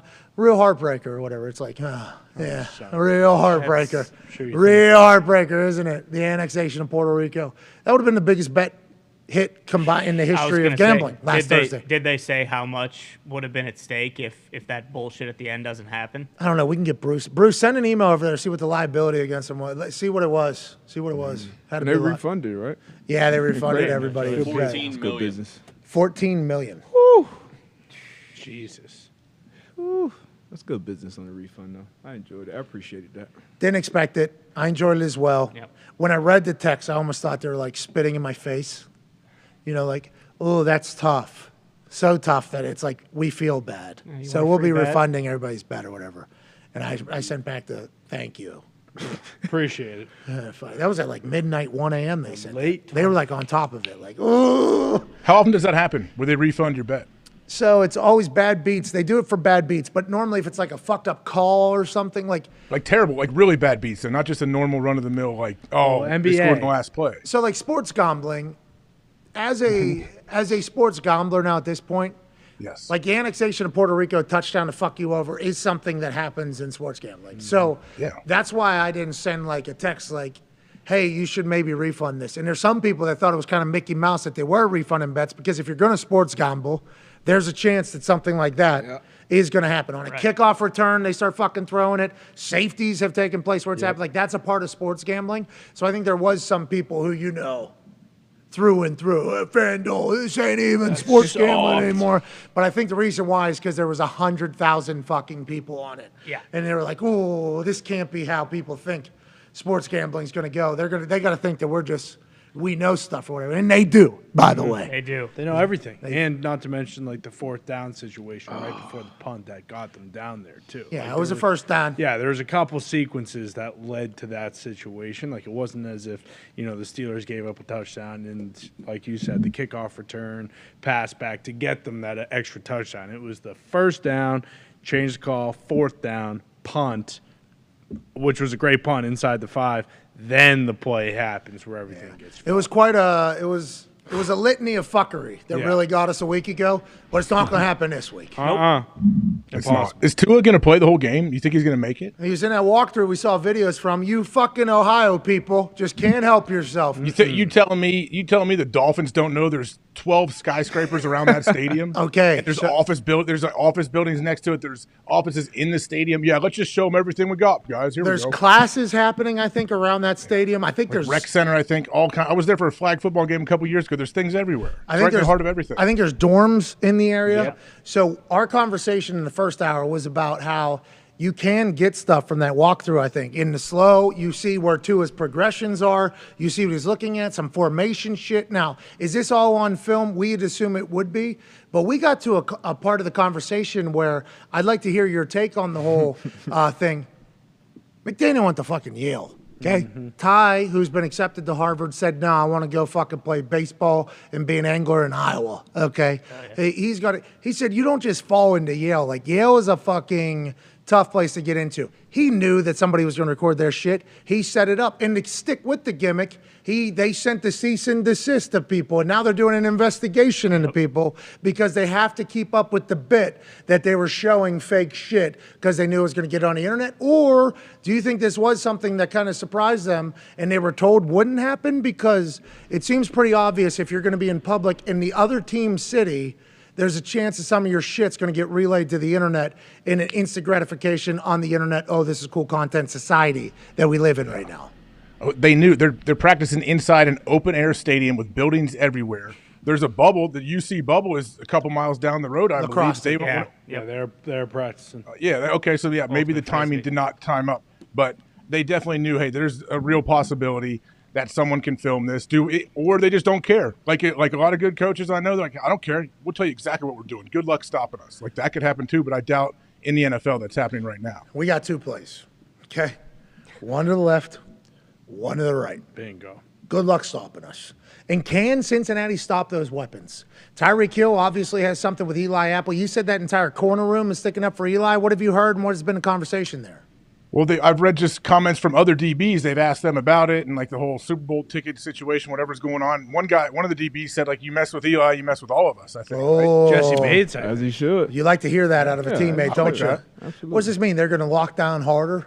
I mean, they're gonna go out there and play the game. I mean, it's 15 Tyreek yarders. Like, that's a game record. I'm sure it'll be on Chuck P's one of the game records. So they're gonna go out there and handle business anyway. But I like the little banter. I like the bulletin board material. Waddle doesn't play. Is there a chance Waddle doesn't play? Is that what you were reading, AJ? They said he's playing now, I guess. But I just saw the injury report a couple hours ago. Questionable. I'm like, I don't know. Yeah, him and Armstead were on it, but they're expected to It's play. a groin? Toe, toe for Armstead, groin for. Hey, groin is one of those things that can in the middle of the game. And he's on groin on field turf too. You're trying to step and plant with that groin on field turf. I think it's a little tough. We were talking about this just yesterday. We were talking about this just short week too. A little bit tired. They only had 39 offensive plays last week. I don't know how many Waddle had, but without Waddle, still a devastating offense, you think, or is there something to be said about having both Waddle and Tyreek? It's a big weapon. Big weapon. Where is he? What is he, like top 2 right now in receiving yards in the league? So that's funny you say that. Let's actually go through the leaders of the NFL right now before we get into the monthly awards. Let's start with the top receiving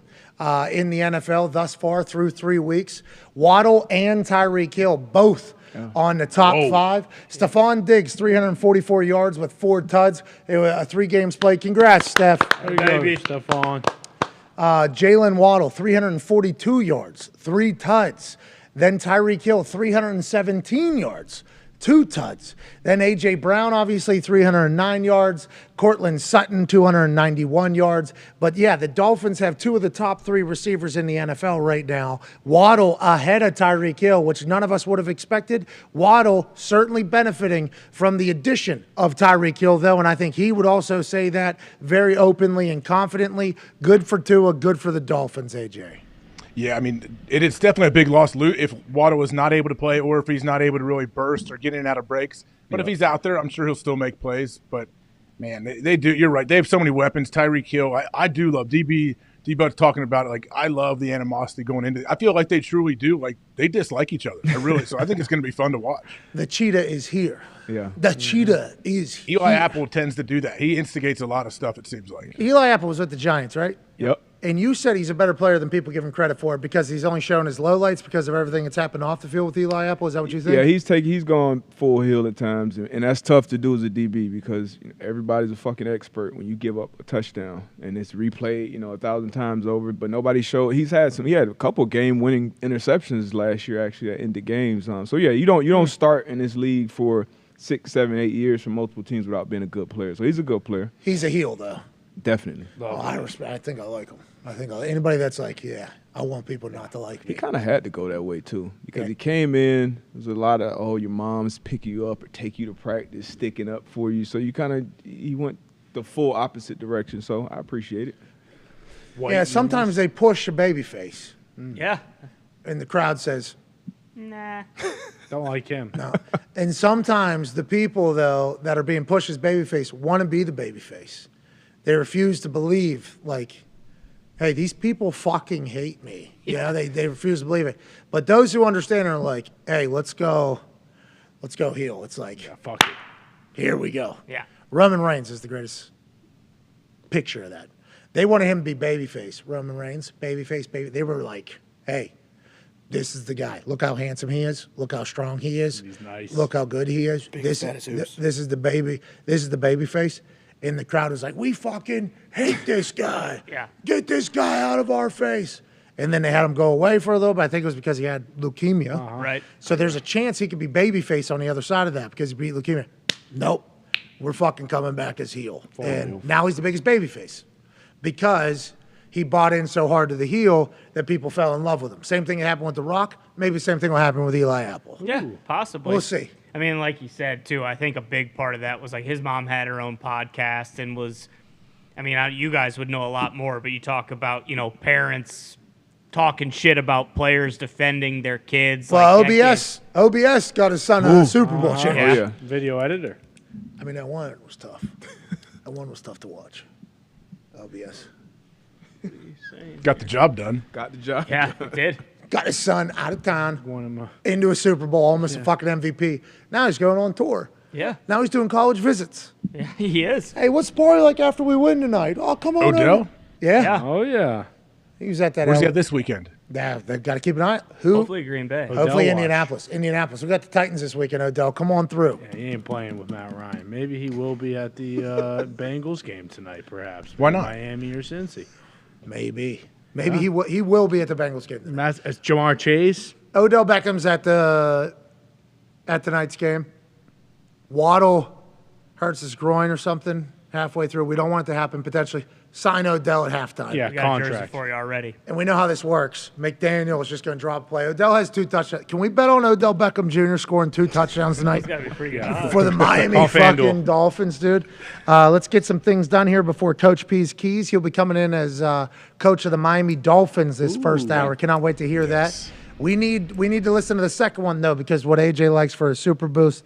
Russell Wilson responded to Eli Manning when Eli Manning told me that Corliss Waitman, the punter, should have got the $235 million deal in Denver there on Monday Night Manning. He was obviously saying it as a joke at the time. People took that quote, put it down on memes, and let it run on the internet. So out of context, a lot of people say, real rich from Eli Manning. Okay, To Eli. talk about Russell Wilson. Eli got a big pop out of me. I thought it was a great line. Hilarious. In the moment, it was a great line. It was a great deliverable. But people have obviously taken it completely out of context. Russell Wilson actually had to talk about it. This is how Russell Wilson handled it. And although Russell Wilson's ball fucking stinks, this answer from Russell Wilson may be my top 2 press conference moment from Russell Wilson. Yes. Love it. You got my Chad Powers? Yeah, Chad Powers, I'm 3-0 against Chad Powers. Look at that. Wow. Hey, what an Unreal. answer. Huh? I don't know if Team 3 prepped him for that or not, but him acting as Eli is Chad Powers, then bringing in real-life stats against Eli Manning and Chad Powers, I love it. Russell Wilson, big baby face in my eyes. I love everything he's about. I would love it if he goes full heel too, and if he just goes the complete opposite direction. But I like that. I like that a lot. Just kind of. I like that much more than the other stuff that we see up there at the podium. What? I'd say that much. What do you mean? I mean, What other stuff? Yeah. The Subway, the thing that's in the vault? The Subway shit, I feel like everything's it's a little phony. Well, what about him scrolling through talking about picking out an outfit with Team 3? I was like one of the There was cooler two videos I've ever no's. seen. There was two bad suits. They were keeping it real. Yeah. You asked the question though, Pat. That's right. Was it his? Did someone prompt him? Was that organic? Did it happen off the top of his head, or was it planned a little bit?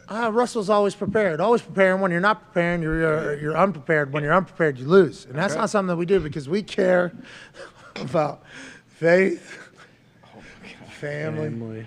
I didn't finish that one. Football. He said I finished that one. Flying. We care a lot. Stop. Please don't. Yeah, that's what I'm saying, man. What was that shit one? right there? I don't know what that one was. What was Don't that? show that one. I know it showed up in my timeline a couple of times. I'm like, I love that video. You're saying Russ did that? Yeah. That video has 50 million views. At least. Okay. TikTok, right? Huh? Yeah. TikTok, right? Broke TikTok. It made its way into the other social medias. Because of how good it was. Oh man. He is a guy though that babyface could do really well with a full heel turn. You're 100% right. Grow a beard. Oh, yeah. Oh yeah. All black suits all the time. He's just NWO now. Dye his hair blonde. It's like the Hulk Hogan turn. Yeah. Fires everybody. Doesn't have a Team 3 anymore. This Team 3 shit. I'm speaking. Changes his number. Yeah. Number 69. Oh. Yeah. Yeah. Number 1. Starts talking about killing people. What if he goes to imagine? 0 and he says, "This is how what I think of all of you. That's my number." That'd be perfect. Oh, that'd be great. Starts reaming out linemen on the field when they don't get a first I think down. Russell Wilson is too good of a soul, from what I've heard and seen to ever become. He won't do that. Come He's to the him. chosen Calls, break a surface. Like I just need him Do something human-like. to just be. He's talking about dude. But maybe that's not who he is. Fade. I would enjoy it though. Damn. What was that for? Football. All right. What he cares about, AJ? Flying. I had to turn it off a little halfway. What's that all about, AJ? We I got the. Oh. Hell yeah. What do they care about? Fucking faith, family, family, football, football, and flying. All right. Wake up. Good F's. I am so disgusted by you. Guitar solo. We care a lot. This had to be for something specific. What? Yeah. What are we marketing here? Well, letting team the three. people Team know. 3. Could have been for the dorsal fin football. I think it was just for his TikTok.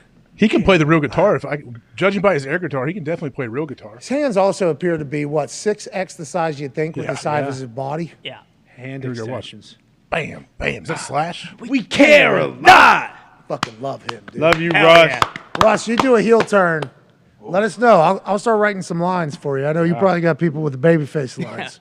I got Fire some 'em. good ones for you to cut. What would he say instead of "Let's ride"? What you say? Fire 'em. Who, the people that are writing lines for him? Whoa. He just said to Chad Powers, I'm 3-0 against Chad I love Powers. that. I I did think too. that was Russ. Really? We got a little glimpse into the real Russ right there. All right, Yeah. let's take 5. We'll be back on the other side with Come on. Coach P's Keys. Hour 3, I'm very excited for this. Yes. The Brett Favre for Future Hope Fund. Yep. The Favre Hope Fund That's Yep. right. Far for hope. has been up to some more fuckery, AJ. Believe it or not. There's more? Oh, There's yeah. more. It's bad. Seems like this is going to become a daily occurrence. What did Brett do today? How long Wow, has what it did been going Brett on? do for the last 20 years that we learned about today? Yeah. More so the question. We'll get into that in hour 3. This one's crazy. Given 13x At least. from his foundation to that fucking Southern Miss volleyball team. Right. Then he's given to the actual reason for the foundation. Yes. Which is a great reason, too. $10,000 donations to disadvantaged children and children who need it. Right. $130,000 for the fucking new nets at the Southern Miss volleyball complex. Yep. Publicly funded charity. This is your guy. That's tough. That's He your- was my teammate. You're right. He was my teammate for 2 years. Your best friend. He's your This locker is tough, mate. man. That's tough to handle. Like, how many years has this been going on? Like, Long how time. in depth is it, man? Since jump. At least the last 10 years. Thing about it is you were number 5 overall pick. You got like, what, 50 million guaranteed or whatever? He didn't want it. Hey, Yeah, you didn't donate to the charity. No, Man, no. did he really wanted a good volleyball facility, didn't he? He was very committed to this volleyball facility and also very committed, it seems like, to saying, fuck these rookies. We don't care. Yeah. And also, fuck these poor people. What the hell have they done? Yeah. I'm a Hall of Fame quarterback. Fucking build a new volleyball facility for my daughter. Our girls can't be hitting scuff volleyballs. We need fresh Wilsons out here. Yeah, the scuff volleyball is for the fucking poor kids. Yeah. You think I care? Actually, poor better people? yet, fucking let the poor kids play with rocks. They don't need fucking volleyballs. They're not doing anything Have with you their seen our lives. current volleyball facility? It's for the poor people. Come on. Let's take their money, fucking make a good one. While you're at it, fucking cut up their EBT cards. They shouldn't even be able, they shouldn't be able to eat. They shouldn't be able to have a warm bed to sleep in. Fuck them. Pretty much, that's what's Are you happening. guys reading the text messages back and forth? Is that what you're Essentially. doing? Yeah. We're not saying those are the exact words. Sure feels like his actions are saying more than that, though. You know? Man. Fuck those. When's this going to end? For his sake, Yeah, hopefully sounds soon. like it has ended, you know? Yeah. But for ours, I feel like we're only at the tip of the iceberg. Well, and if new texts are coming out every day of him saying "fuck poor people." Yeah, but we're how gonna many more talk broke people can he fucking offend? I think I mean, that's we'll find out. Yeah. That's when it ends, AJ. I guess we will see. TBD. TBD on old Brett Favre. He will not be in jail, though, is what everybody's saying. No, not a chance. maybe the politician. That other Nancy New lady and politician, though, they're She might be going away for a long They time. might be on the hook. 20 years or Jeez. something, yeah. Dang. Yeah, I mean, there was numerous families in Mississippi that weren't able to eat dinner Yeah. for this Also, volleyball net. Brett had no idea. think of the tax money they're spending to do this investigation to get to the bottom of it, too. That costs money. Yeah, Brett's going to have to pay for that. Yeah. Yeah. No. Yeah, that's like paying legal fees, isn't it, for other people? That's why he's got a $17,000 cameo right now. You can go on there and get Brett to wish your team good luck. All right, let's take five. Coach P's Keys on the other side, where we will break down the Miami Dolphins team meeting from Monday. What do they need to key on? What do they need to focus on? What are they going to be saying before tonight's big-time matchup with the Cincinnati Bengals? This guy sucks. There it is. That one looks. Oh. All right, everybody take five. Take five. What we're about to do on the other side of this is much better than those shots right there. It'll help. And Chuck's going to make his. Hell yeah. Hell yeah. Coach P's Keys in five. Let's go.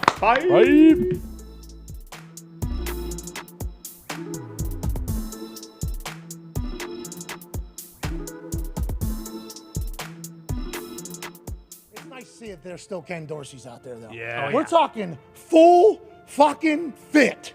Whenever this game ended without them being able to spike it and take a long field goal or whatever the fuck they were going to do. Ken Dorsey here closest. He's a married man, got a medal. Oh, you fucking it. We did it. Damn it. We talked about this all week. We talked about it all week.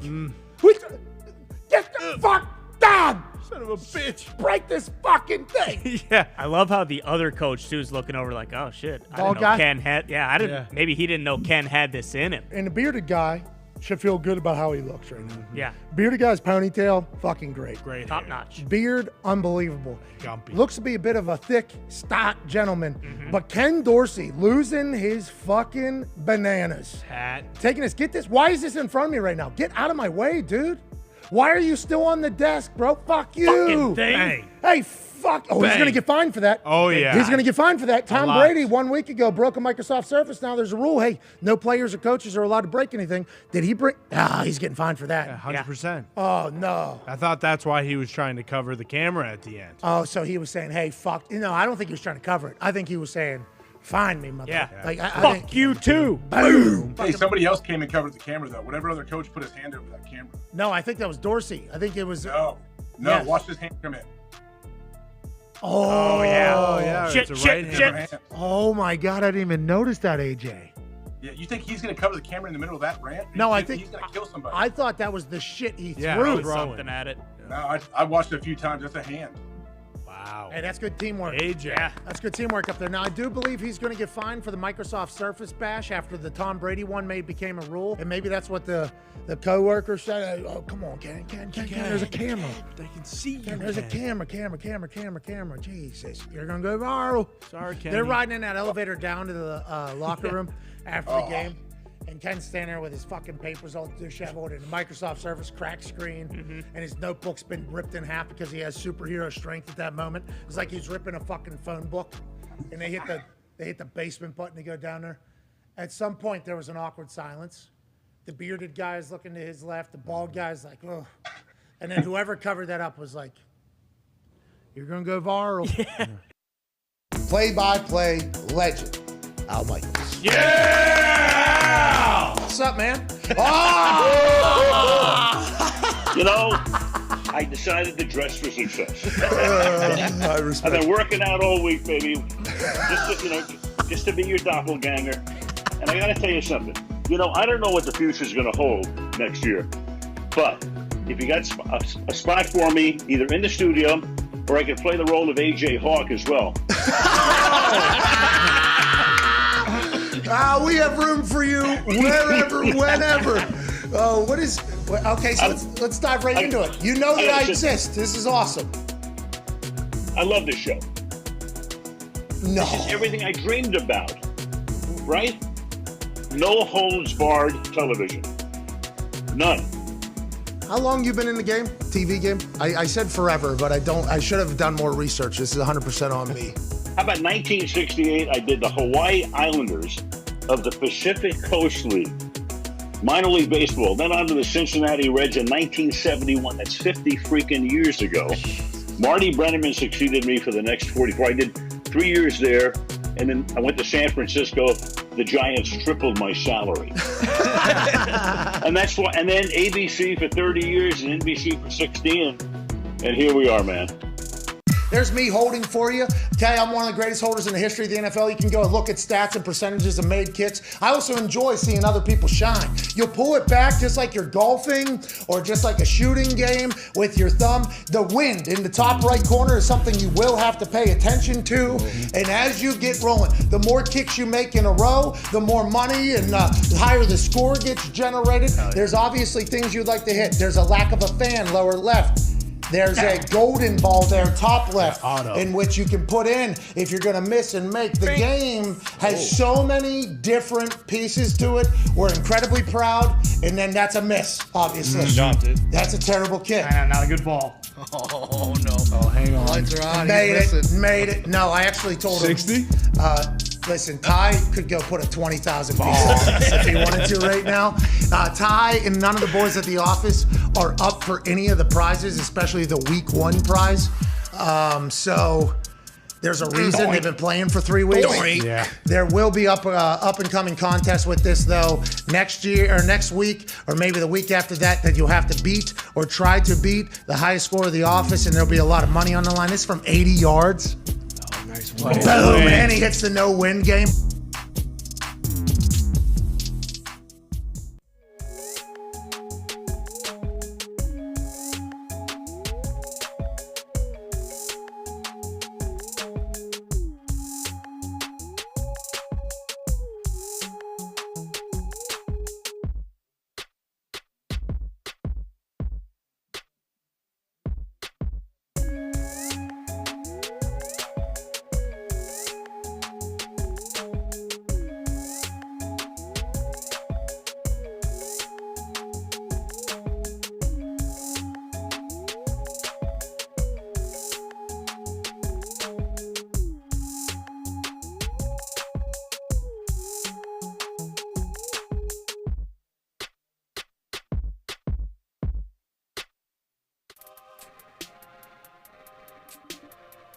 The FanDuel No Sweat Same Game Parlay is back for Thursday Night Football. Place 3-leg parlay plus 400 or longer and get refunded in free bets if you lose. The free bet amount will vary from player to player. Make sure you opt in and then bet a same-game parlay, which could look a lot like our Hawks Fly Together Super Boost. Yeah. Hell yeah. Joe Burrow, 200 passing yards. Jamar Chase, anytime touchdown. Tyreek Hill, anytime touchdown. Bengals, -3.5, boosted from +800 to +1,200, and will be live in the promo carousel and on the boost page. Let's go. Let's go. Here we go. Connor didn't introduce and welcome people back to the program. Forgot that. I already said the FanDuel knows what same game parlay, and then I was like, all right, you know what? They get it. We're back. We wouldn't be back if I wasn't talking. Connor, you're right. You're 100% right, but sometimes it's nice to let people know, maybe have it playing in the background. Hey, welcome back, as opposed to just being like, hey, just do this. But I want to let you know, that read was unbelievable. Thank you. Appreciate that. Ad-libbed it a little bit, but I didn't want to go too far off track. Oh. Because last time, we know what happened. Oh, what was that? Bruce fucked me. Okay, not this week, though. No, not this week. This week, though, looks like last week where we get an incredible opportunity to dive into a team meeting room. AJ Hawk to my left, the Toxic Table's here, Darius Butler's here, the boys in the back, and tonight, I don't think you should have cut to that one. Right now, ladies and gentlemen, it is time to dive into a man who's been coaching for 4 decades of football into the team meeting for the Miami Dolphins. Ladies and gentlemen, it's time for Coach P's Keys. Yeah, Coach! Here we go. Let's go. Miami Dolphins team meeting room here. How do we win tonight, Coach? We go now. All right, good morning, man. Good morning, Coach. So, great win Thank you. against the Bills. Hell yeah. Defense, 94 plays. I'm surprised you showed up to this meeting, to be honest with you. You should still be in bed. Maybe we get off the field on 3rd down, we'll be okay. Hey, okay, we'll be all right. Hey, look, so, huge game. Why is it a huge game? Next game. Next game, all right? Don't pay attention to the record. Okay, don't pay attention to the record. I know we're 3-0 and everybody's throwing all the flowers at us, all that stuff. Road game, Who Day Nation, welcome to the jungle, all that stuff. 1-2, but if you think about it, this team should be. They're 2 kicks away from 3-0, right? In the opener, they got a holder, snapper issue, bad snap, missed kick. All they need is the extra point to beat the Steelers in the opener, and they blow that one. And then Dallas kicks one at the end of regulations. They lose that one. So let's be on point. It's a short week. We got a tropical storm, brewing out there. I don't know how that's going to affect us.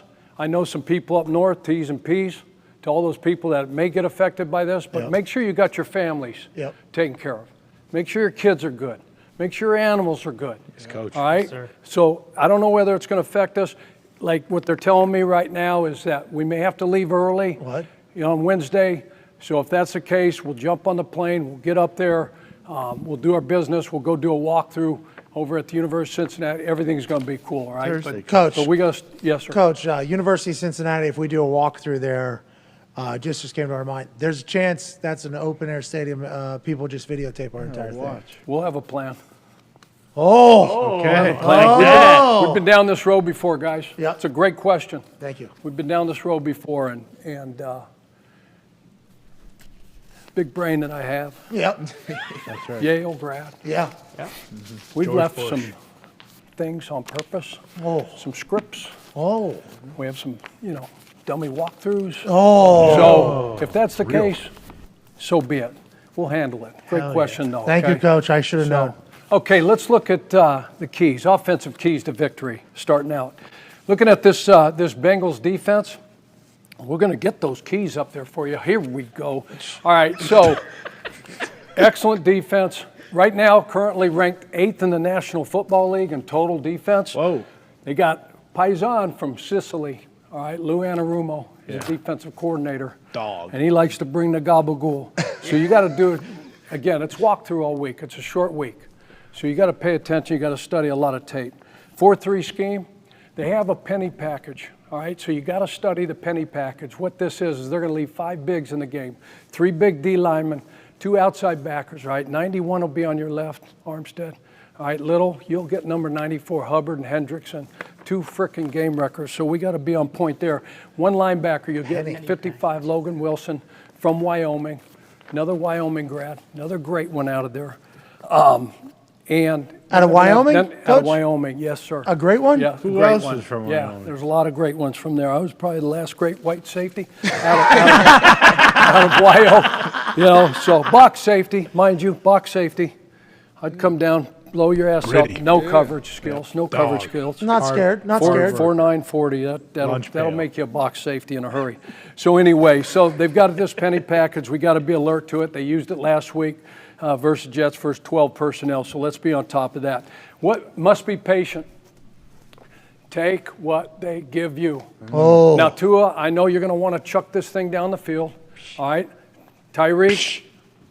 Speaking about Tyreek, where you at, Reek? What's happening? Hey, Reek. So, do we have that deal, Foxy? There I go. So I'm just wondering, and some of your teammates are kind of wondering, because you got whole secondary, which is pretty damn good for, the Bengals up in arms. Wow. They straight. What was this all about? I mean, this shit started last year. It's up and it's stuck. I know he threw you around Yeah, he KC got game me. and the AFC Championship He game. got So me back. I didn't even know we was playing him this week, but as soon as I found out, it came out. Coach, it is what it is. all right, I like it. Be honest with you, I told you guys, let your light shine. You can be you. Hell yeah. You be you, but you got to go off. You got to handle your business. Y'all gave me 80 And handle the minutes. best Come on, man. business with the rest of these cats, right? So let's take. Thank you. I appreciate that. Let's go, Tyreek. Let's go, Tyreek. You get after his Cheetah. ass. Kill him, You get Tyreek. after his Eli Apple ass, sucks. Cheetah. All right, so let's be patient, all right? They're going to play coverage. All right, we know what they did to you last year in KC. They're going to roll to you. They're going to try to take you and Waddle away. All right, so there's some other dudes said in the slot. You're going to have a big day. Got a chance to have a big day against Mike Hilton, who plays the nickel. He's number 21. Pay attention to that. Number 21, tight end, you got to play good too, Gesicki. You're going to have a chance. Get yourself a tutty in this. Hilton's a good now, player, if we bring right, Coach? Craycraft up. Coach. Huh? Hilton's a good player, right, Coach? Hilton's a good player. Just watch the tape. No, just watch the tape. I like him, but look, he gets in the slot. If you give him a little something at the line of scrimmage, you start running, especially these runaways, all right, across the field, because he's going to have outside leverage. Sometimes they play robber. Sometimes he's got a post safety. They like to play a lot of post safety on early downs. The runaways is where you get this guy. Okay. And we got too much damn speed. Yeah, they All bring right, him off the edge not a take lot, advantage too. of that. Protect Tua. All right, Hendrickson, public enemy number one. All right, since 2020. All right, he's third in the league in sacks. He's got 30. Okay, 3-0. He's got 30. These some bitches. There's only two players better than him in sack totals in that time. That's T.J. Watt. What? That's Myles Garrett. Okay, so not this playing. bitch can play. So let's make sure we do everything. And he's going to line up over here on this side. Okay, he's going to be on the left side, their right side. Okay, that's you, Taryn. You'll kick his ass, all right? So take care of him. Hell yeah. Hubbs, good player. Wilson, we talked about. Secondary. So let's do a great job. Okay, again, you're going to get probably maybe this 5 down look, this penny package. What that does, it forces in a 5 down call. And if we don't have a tight end or a back chipping their way out to help on these two game records, 94 and 91, all right, that's a 5 down. That gives them a bunch of singles. So everybody's going to have to win, all right? Oh, they also got, there's like also that. a big injury, DJ Reader. Okay, DJ Reader's been ruled out for these dudes. Yes. He's a great player. I think he's number 98. So what they're going to do is they're going to plug in Josh Tupou. Okay, Big Polly. Okay, Big Polly. So that's Big Connor. Where's Oos. Connor Williams? Where's Connor? Hey, Connor. 6'3", 340. He's got an ass about 7 axe handles wide, okay? I'm not worried. Okay. There's no DJ. Study Reader. him. He hasn't been out there much, but get some tape. Hey, video guys, make sure we get Connor some extra videotape on Don't this need cat, it. all right? Hey, I just learned about Big Oos. Sounds like this is a guy we should be watching. What's 6 what? 6'3", 340 freaking pounds. Jesus Christ. All right? Ain't worried. Run that outside zone. Kick his ass. And gonna look, be a look, sad he's ooze. getting an opportunity of a lifetime because DJ plays in there. He's got limited reps. You know how this goes when a guy gets an opportunity, especially a 6'3", 340-pound poly. Plan on him going off, all right? Oos about to So do we got to it. do a great job tired here. as hell. The other thing they do a great job is this pressure package they got. All right, he'll give you a little double mug stuff on 3rd down. If we can stay out of 3rd and long, we'll get a 4-man rush. But if we get in 3rd and 7+, you're going to get both backers up in the A-gaps, giving you all those looks. We're going to have do a great job communicating, identifying the mic, turning the protection in the correct direction. So let's do a good job. Make sure we protect Tua. We protect him. Tua.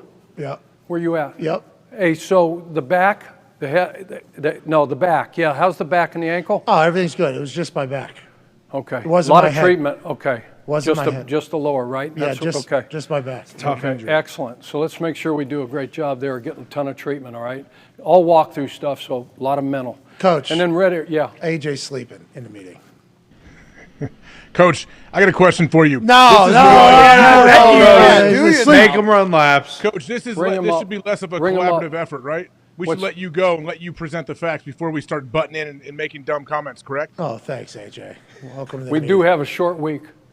Yes. And time is of the essence. Thank you. Okay? Thank So you, I AJ. don't disagree, AJ, but, Thank you, Coach. Trying to win a game. Yeah, I know. Wake I know. the fuck up, AJ. Pay Stop attention. stop with the Eddie Haskell shit, too. Okay? AJ. That's right. I'm old enough Okay, to know. red area success, they're 8th right now. They do a good job right there in the red area. Expect some bracket coverage. I would suspect down there that they're going to probably try to take away Tyreek, right? Double him, maybe Waddle, double you. All right, then, shoot, we may just bring frickin' River Phoenix or River Craycraft, whatever your name is, River. I know you've been on the practice squad 2 million times. Dog. Right? Bring your ass up and throw you a touchdown pass. Balling, yeah. Okay, Hey, River Craycraft. Craycraft. Gets in that zone. Got 2 tuds. Yeah. He's been cut River, 50 we appreciate times. you, man. We appreciate you. You've been through hell, to hell and back, believe me. Plus 650. All right, let's go to the next page. Okay, the defensive keys, all right? 3-headed monster, Chase, Boyd, Higgins, all right? Got to take care of these. All these dudes can play. We know that, right? Yes, You got to Coach. do a great job there. Pressure Burrow. Listen to these, all right? 55 sacks given up in 2021. Then they went out and said they're going to revamp the offensive line. They brought in Collins, they brought in Kappa, and they brought in Karras. Collins, Cap, and Karras. Dogs. Collins, Cap, Karras. Okay? Collins, How's that Kappa, worked out? Karras. How's that worked out to this point? They Now, I still suspect suck. these guys are going to be ready, and they're going to block their ass off on Thursday night, right? But this leads the league right now, giving up 15 sacks. Joey B's running for his life. This dude can play. You guys know it. You've watched the tape, all right? He can run. He can move. He's had to try to stay alive. But he can extend plays. He does a great job of maneuvering around in the pocket. And if he's got to run for the first down, he'll run for the first down. All right? But he's looking to try to get the ball and matriculate the damn thing down the field to these playmakers, right? And don't forget about Hayden Hurst. I don't have him up there, and that's really disrespectful. But count on them throwing to old Hayden, especially down in the red area. We I'd need look for him. them to try to do that, He's a all right? dog. Do you need a new gel End the tip half, for your end the ear, game. Coach? So what do I mean there? End the half, end the game, execute. That's 2 minute right there. All right, this offense a year ago, 85%, all right, scoring average, all right, end the half, end the game, was top 2 or 3 in the National Football League, and they're doing it this year again. So they do a great job there. And then special teams, what are we looking for? Special teams, right? All right, punt pro. Okay, punt pro. Had an issue. Okay, had an issue. We did. Big one. I don't know if that's a brain or an ass crack, but anyway. Where's Trent? Trent, Right here, Coach. Come on. ice in that thing? Yeah. Okay. You went to Vandy, right? Yeah, great school. Academic school? Mm-hmm. Okay. With only 11 fucking yards to punt the football, I would highly recommend that you don't back up fucking next time. All right, I'm sorry. Got it, Coach. Damn. 2-point victory in a close game like that? AFC division game? East division game? Come on, man. A lot of people are saying it was Okay, Morstead's look, fault, all right, Coach. just keep icing that frickin' thing, all right? Don't back up. His balls or what? Okay, so Taylor, ass, Trent. this punt returner, we got to hunt him. 6'5", 181 pounds. Twig. Twig. He's a beanpole. You're exactly right. Hell yeah. And if we lay the wood on this thing, he'll go that way and the ball will go that way and it'll be a turnover for us. All right? And then we're going after Kaladonamidas. Okay, another Greek player. We got a lot of Greeks entering the National Football League. Hey, this aggressive Greeks. guy's a Pittsburgh guy. Oh. All right? He won whatever the award was, 50 straight games he started at the University of Pitt. They signed him as a free agent. They had their issues. They lost, what's his face, all right, in the first game of the year. Mark. All right, yeah, was that his name? Yeah, Harris. you guys, good job. Harris. Great facial. Harry, his first name. Okay, so they lost him and they brought this guy up from the practice squad. We got him red dotted for a reason. Why do you think that is, Reed? He stinks. Are you giving shit up? What? Is he trash? Is he sorry? We don't know. We're going to find out. Yeah. That's exactly right. We're going to find out. We're going to check his oil. All right, so let's get something. Let's get something planned for this dude. Check all right. it. What's Check his his name oil, again, Coach? AJ. Pop it on in there. Let's take a look. We got a couple plays I want to show you guys. Then we got to get out and we got to get to our. Hey guys, I know we're 3-0. There's a lot of jocularity right now. All right. Sure. Good word. We got a game in 3 days. Yeah. And we're giggling and fucking around. It's AJ, Coach. All it takes is one. It's Hawk, You're Coach. sitting there 3-1. It's not us. It's Hawk. Hawk. Get your oil checked, Ty. All right. Let's take a look. All right. I got my man on the iPad. Is he awake? Is he good? Is he crying? What's he doing? All right, let's take a look. Who do we say was the game wrecker? Who we say was the game wrecker? Hendrickson. Okay, what number is he? 91, Coach. Excellent, excellent. No gloves. Let's take a peek right here. There we go. Got him circled. Okay, so last week for the Jet. Okay, that's on you, Armstead. You got that, all right? Don't let this dude wreck the game. Don't let this dude wreck the game. You see him playing tight coverage in the back end. They're going man up. Don't let him wreck the game. Next play, please. Play, Trey. Great. Okay. Next play, please. I think. This looks. I don't know if I'm controlling that. Let's see if it's the next play or not. We, with this storm and everything Same play. brewing, I think it's messed with our audio-visual stuff right now. They're working back here. Okay, I appreciate that. Oh, here we go. Okay, here we go. Boom. Got a ball hawk in secondary. Okay, remember we got on the outside? We got a Woozy. Yeah. We got Apple. We got Bates and Bell back there. And we got Hilton in the slot. Check out a Woozy here, number 22. Good player out of the University of Colorado. We got to do a great job running these routes. They're going to chuck the ball up. All right? Chuck the ball up. We got to make the play, make sure we get open. That's how they're going to try to cover you, Reek. That's how they're going to try to cover you, Watts. Good luck. Let's do a great job, all right? They got good Tyreek. players back there. Let's make sure, especially these 50-50 balls, let's go win these. That's good right there. Let's go on to the next play. That's a pretty good player there, too, right? He's trying to throw, too. Devontae? Yeah, pretty good player. I think they just paid him a huge bag, right? Green Bay. Over in Las Vegas. 100 and so. Yeah, hope he's saving it. It's not working out 0-3. Okay, let's go on. Next play. Yeah. Offense. Okay, let's take a look at their game records, right? Check out 83 right here. Check out Boyd in the slot. Okay, go ahead. Good player. Good player. Oh, he's gone. Can we wrap up? Got to wrap him Yes, up. Coach. Bill? Got you, Coach. Bill, Bates, can we wrap up? Yes, sir. Come on, man. I know this whole helmet-to-helmet stuff, UAH, all that stuff. Get them in the strike zone. Below the head and the neck, above the waist, all right? Put your shoulder pad in there. Keep your eyes up. See what you hit, and let's wrap this guy up. They're going to catch a few passes on us. They're going to catch a few, but you got to staple their ass to the ground. No yards after catch. Let's go. Can't have it. Can't have that. Okay? Make them go the long, hard way. Next play, please. Thank you. Got a good feeling that there's the next play. Excellent. Audio visuals coming through. IT's coming through. Storm surge. Here we go. All right, so go ahead. What did we talk about earlier? Movement in the pocket. What did we talk about number 9? He can do what?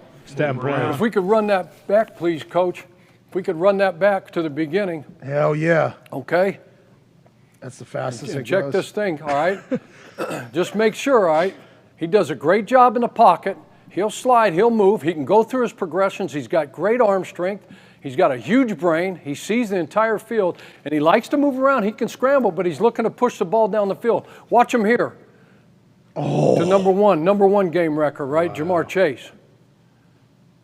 Oh, God. Oh, man.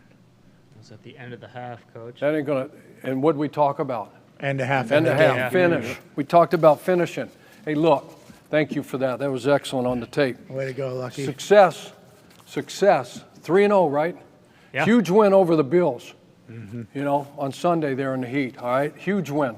Success sometimes is much harder to handle than failure, all right? You got the entire media, you got the entire world, social media, whatever it is, national media, throwing all these flowers at us.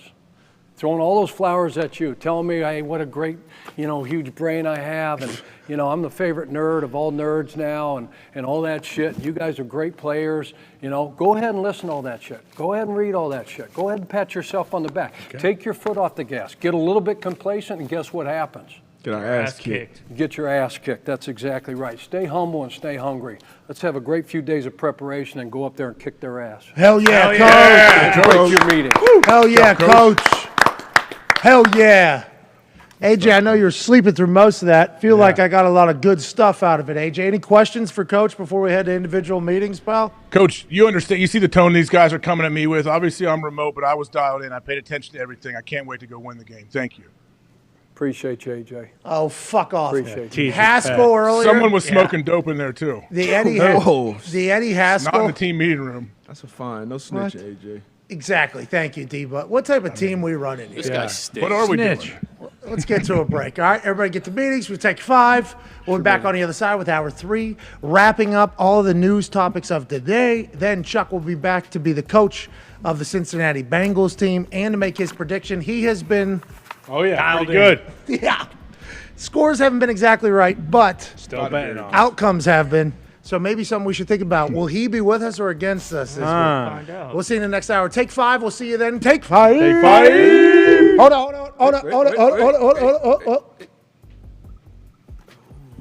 Just got done with Coach P's What's it keys. for? Maybe the best one to date. How many people do you How want? much? You tell me. 10. Okay. Now, I will say, yesterday I got a call from CFO Phil. CFO Phil obviously is the chief financial officer of this entire operation, so he's going to think of our finances before anybody else's happiness. I know Mr. Maines very well. Good man. Dude. Great man. Literally known him since kindergarten. He brought up a very good point as a competitive person He's a himself. Peloton guy. He's a part of the cult. He loves that Peloton. He's part of the cult, just like you. Yeah. You're in great shape, so is he. He's running marathons and shit. We don't need to do Big that. time. Bad knees. I don't know how he's doing it. Really Mentally good tough. with cash. Really good with money. Really good with money. So good with money. He actually came up with an idea. He said, like, D-Butt missed 14 shots and we kept adding people. Sure. Should subtract every single time. So Law it's a of little bit averages. more. It's actually a good idea. I think Let's it is. start with 30. It will start. First one should be 30. Go. then. There we go, Chuck. No, seriously, because I ain't warm. So I've had no warm-ups. So we'll start with 15. So his logic is perfect. So we start with 15. Right, 30. You're about to do 3 right here. Oh, shit. Probably. Let's go 2. All right, 2. 30 then to 15. Okay, if you hit this right now, you're saying 30? Ooh, I like it. All right, fuck it. Uh-oh. It's for the peeps. It is for the peeps. I mean, Phil's not going to love this. 30! All right, now we're at 15. Now Phil we're at 15. Phil just took a deep Now breath. we're at 15. Phil's 7 seconds behind, You so we ready? could have FaceTimed Yeah. him. Here's for 15 people to win $500 randomly. might be Yes! Oh! Damn, I thought we had the glass. All right, then we'll go down to 10 next. Yep. Okay. And then we'll go 9, 8, Eight. 7. Wide. That's what we'll do. That's the right way. Chuck just kicked the ball Pissed in. off. Pissed. I like to see the emotion like Ken Feels on Dorsey. to me. There's going to be some media people that are going to think that that was an outburst, and that's going to be a stain on Chuck's resume The rest because he of his just career. kicked that ball there. forever. You know what I saw? I saw a guy that's not happy about missing those shots and losing money for the people. That's right. Yeah. Who said that shit? He'll get a little redemption next hour. He will. Goddamn right. We'll see you then. Everybody take 5. 5!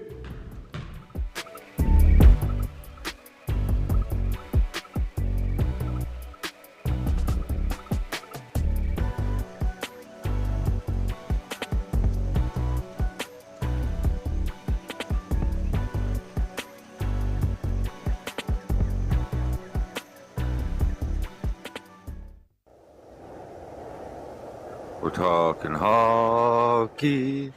Roddy and Rob are talking hockey. That was the first time I found out it was Mario Brothers. That's all. Growing up, like everybody called it Mario Bros. You know, that was just Once you're called the fucking king of New York, you didn't feel like you had to dress to the higher level. What I love about New York is however you want to dress, however you want to, who you want to be, you just blend in, and it's so comfortable. This is an organization in Arizona that wasn't paying their fucking bills earlier in the season. Again, he's not trying to square off with cats because no one. Someone didn't pay the electric bill around You here. fucking bum. Where you at? Away from the dungeon? What is that? You got the bricks in the back. The fuck's going Like, on? is this a fucking Saw? Is this a Saw movie, dude? Yeah. Where's fucking Jigsaw? You want to play a game? Hey, boss. Thanks for talking. Hey. You said you swept the stars. That kind of shut me up. For the rest of the show. Not one of my finest moments or proudest moments or whatever you want to call it, but I tell you one thing. It's infamous in the sense that I go into schools and young kids will come up to me and they go, "Oh, you really gave it to Bellows." And I got to, oh, kid, you know, that was computer generated. Into the Blues alumni kind of unofficially / officially. They gave me one of these bad boys. Oh, so look at that. Got you one of I feel these. pretty. Look at that thing. That's What? Huh? We're winning the fucking Stanley Cup. The Red Wings are almost as bad as Fox internet service right Whoa! there. The Bruins are getting fucking ran out of town tonight. Yo, biggest lock, I got it. And Ty knows, even though he might be Mark Stoner in this thing, the Vegas Golden Knights fucking stink. Texas, what's that known for? WrestleMania's coming to town? Wally Mania's coming to town? Not the goddamn Dallas Stars. Let's go, Pens. We can't lose with 7 in the stance. Now, Hey, great haircut. Good to meet you finally. Great. You know, we're Yeah, the I love soft side in the chair. I love it. Yeah, no, buddy. It's as simple as this, okay? You gotta have fuck you in the game. Oh, yeah. And if you don't, you're missing something. I said, "Sir, if I could just speak up on his behalf, this is like the second greatest player ever." And Mario turned and looked at me and goes, "Second? Behind who?"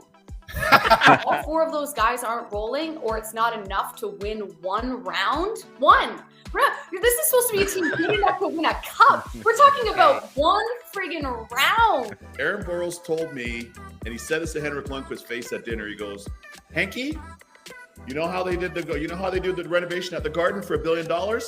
It's all you, bro. It's all you being in the net. $1 billion renovation at the Garden, paid for in 5 years. It wasn't because the Knicks were in the playoffs. It's because the Rangers went on all those runs, and the stud on the team, among several, was their goalie, Henrik Lundqvist." Gino, honestly, he's one of the funniest guys you can be around, and he probably busted my chops more than anybody. Why are you so slow? You old.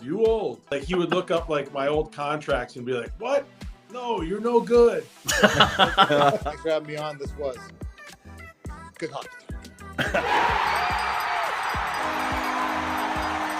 don't break the table, obviously. I just break shit. Sorry, man.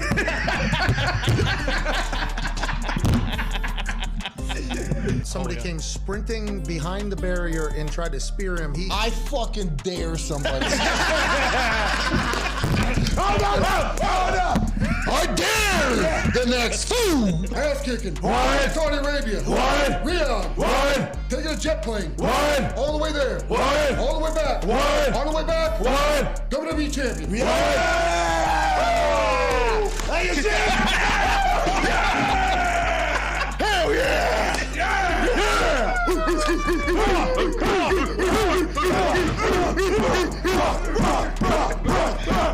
Guys destroyed our shit.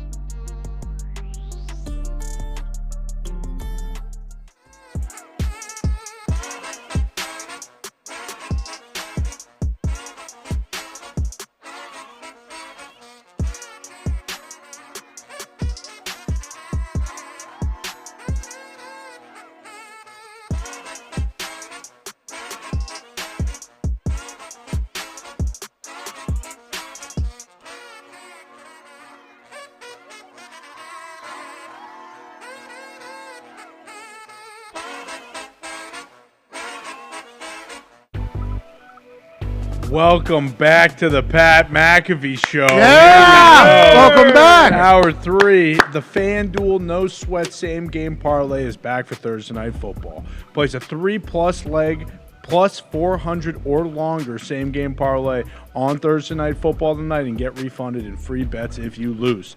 The free bet amount will vary from player to player.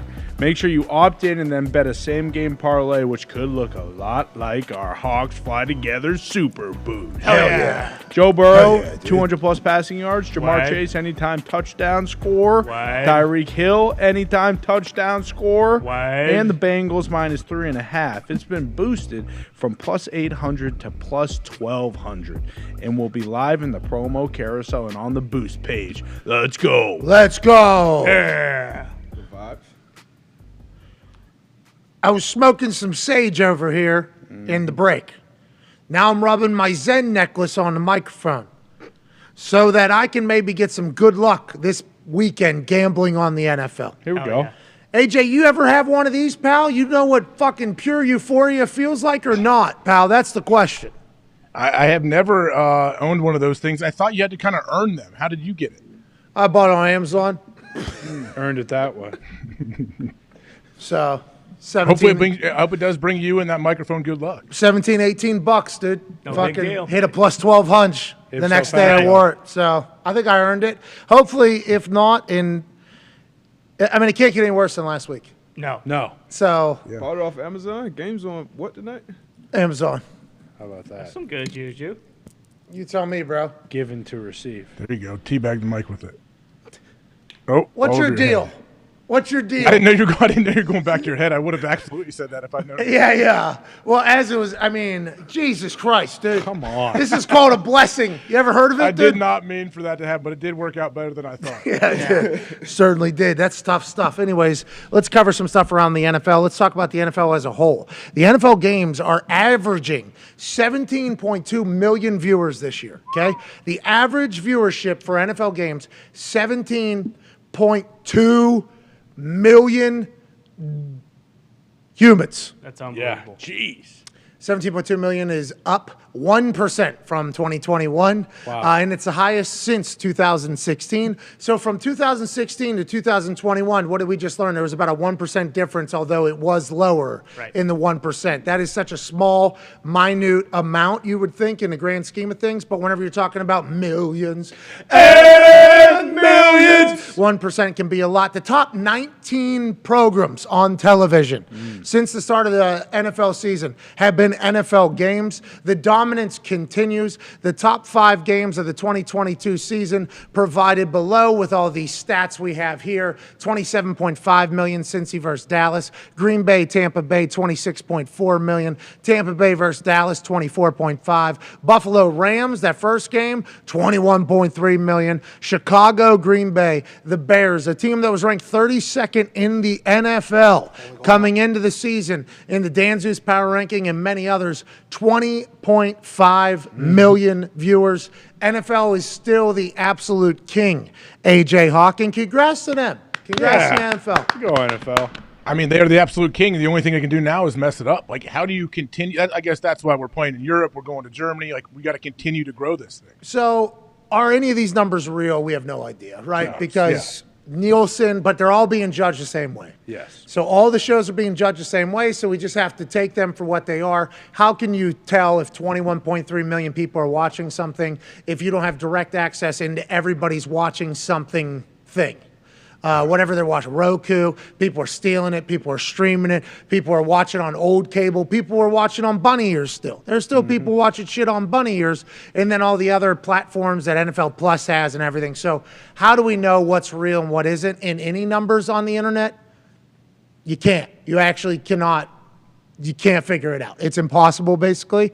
But if everybody's being judged the same exact way, them having the top 19 and knowing it, I think is something about the NFL's business. And to your point about how do you mess it up, this was a couple years ago whenever they were kind of sliding and falling. Mark Cuban came out, and I think Mark Cuban thought it was time for the NBA to take the lead almost. He was like, the NFL is making too many decisions. You know, that's when he said the pigs get fed, hogs get slaughtered, quote, where it kind of came into my life. And maybe the NBA was going to overtake the NFL. And the NFL has proven that nobody's even fucking close. And even if they lose some, they are still 10x what everybody else is. So I don't know how you continue to grow with the viewers.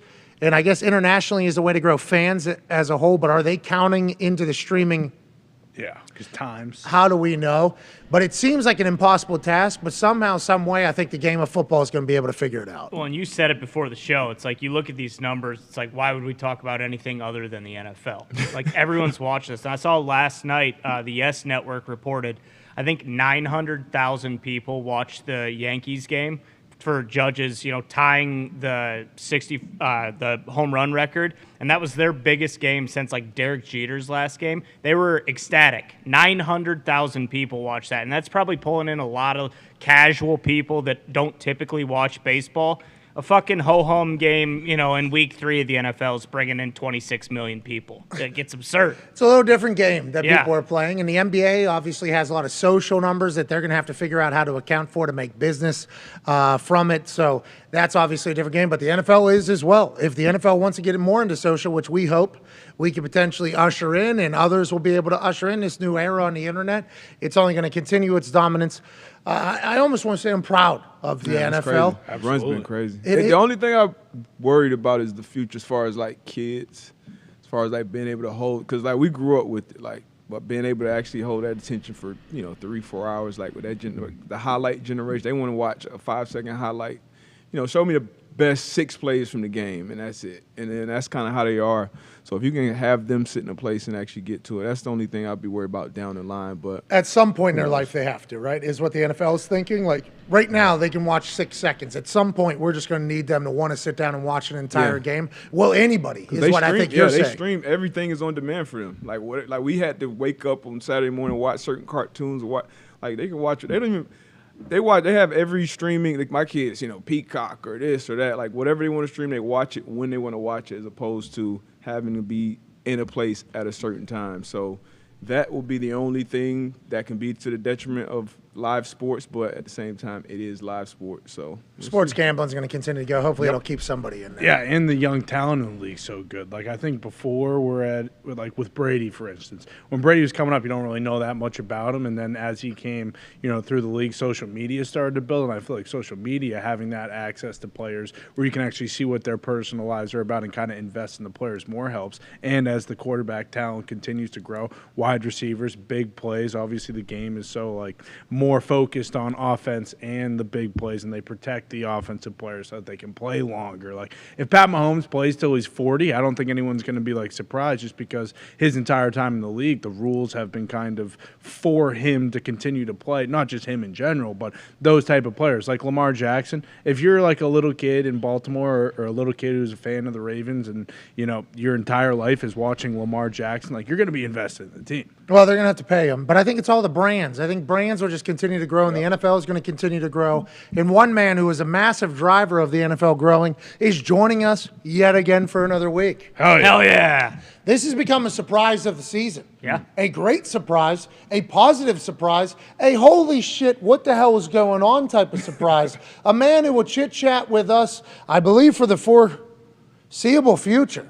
A man who's a guaranteed future Hall of Famer. 2-time Super Bowl champ, Super Bowl MVP, looking to win a 3rd Super Bowl with a 3rd organization that has never been done in the past. Ladies and gentlemen, superstar Von Miller. Yeah. What's up, dude? Howdy, guys. Thank y'all for having me again. Hey, sorry I didn't get your chicken farm in the beginning there in the plug. Also, the Von cast alongside with Bleacher Report. You're a fucking you're a dude. Hell yeah. Hey man, I'm just following your lead. I'm just trying to get it like you and AJ, man. I'm just trying to figure it out. No, well, it seems like you have that happen. Now, let's talk about the season. This is the first time getting a chance to chat with you after a little bit of adversity for a brand new team that everybody has talked about, the locker room culture being fantastic, the team being great, obviously built to go on a run. After the game in Miami, 90 plays for that defensive side. They have a blocked punt with an ass of a personal protector going for a safety. Had a chance to win it at the end, but you don't. That's one of those games that could be very fucking devastating because of how tiring it could be. You should have won it. All the stats say you should have won it. You guys don't. How is the team responding? This is your first time in Buffalo with this type of situation. What is the vibe? What is the message? What is the atmosphere, Vaughn? I start with me. With this being my 12th year in the league, you just learn to appreciate moments like that, and for me, it was fun. Of course, losing is not fun, but, to play in that atmosphere and the heat in front of, they had great fans there. We had great fans there. It was a great environment for football. And, I had fun. It was going back and forth. They were making plays. We were making plays. And we just, came up short at the end. Their defense played phenomenal. And they made, they had one more turnover than what we had. I feel like, a defensive guy, I feel like that was, the difference maker. If we could get a turnover, maybe the game would be different. But, to sit on this side, and I'm still getting to know these guys. I've been here for a couple of months. I'm still getting to know these guys. But to see these guys battle the way that they did, all the way down to, the very, very last second of the clock, like, of course you don't want to lose. But it's like watching your son, like, lose a fight to, a bigger, like, kid. Like, of course he lost a fight, but you just feel so proud of him that, he gave it his all, and what type of future that, he's going to have. And that's what I feel about, this team, man. Like, we fought to the very, very end. I'm not going to give any excuses about, injuries and anything like that. I feel like whatever team that we field out there, we can win, especially, when I'm out there. I feel like, if anything, I should be able to make a play to win this game by myself. That's just the mindset that I have. And, of course, I wasn't able to do that game, but I had fun, man. I enjoyed battling with my guys, man. And, we just came up short. And, it's not the first time that I lost, a game. Like, of course, it's defeating, and, you don't want to lose. But at the end of the day, it's good medicine. It's good to have a reality check. We blew the first two teams out. And it's good to have a reality check like, hey, man, if we don't come out here and do everything that we possibly can to win, if we don't cross all the T's and dot all the I's, like, it can happen to us. And I think a loss here and there is always good for good teams. Vaughn, did you guys know, like, did you realize in the moment, any point in the game, like, man, our offense has sure been out there a hell of a long time. They've taken a lot of plays, and like, how have they recovered? I would imagine if you're going to play 90 plays or something, Miami's not the ideal place to do it right now in September. So, like, how are they recovering? Us defensive guys, you don't really realize it. Like, you're on the sideline, you're going over plays. You look up, it's third down again. Okay, we converted. Okay, we made a play right here. And it's third down again, we converted.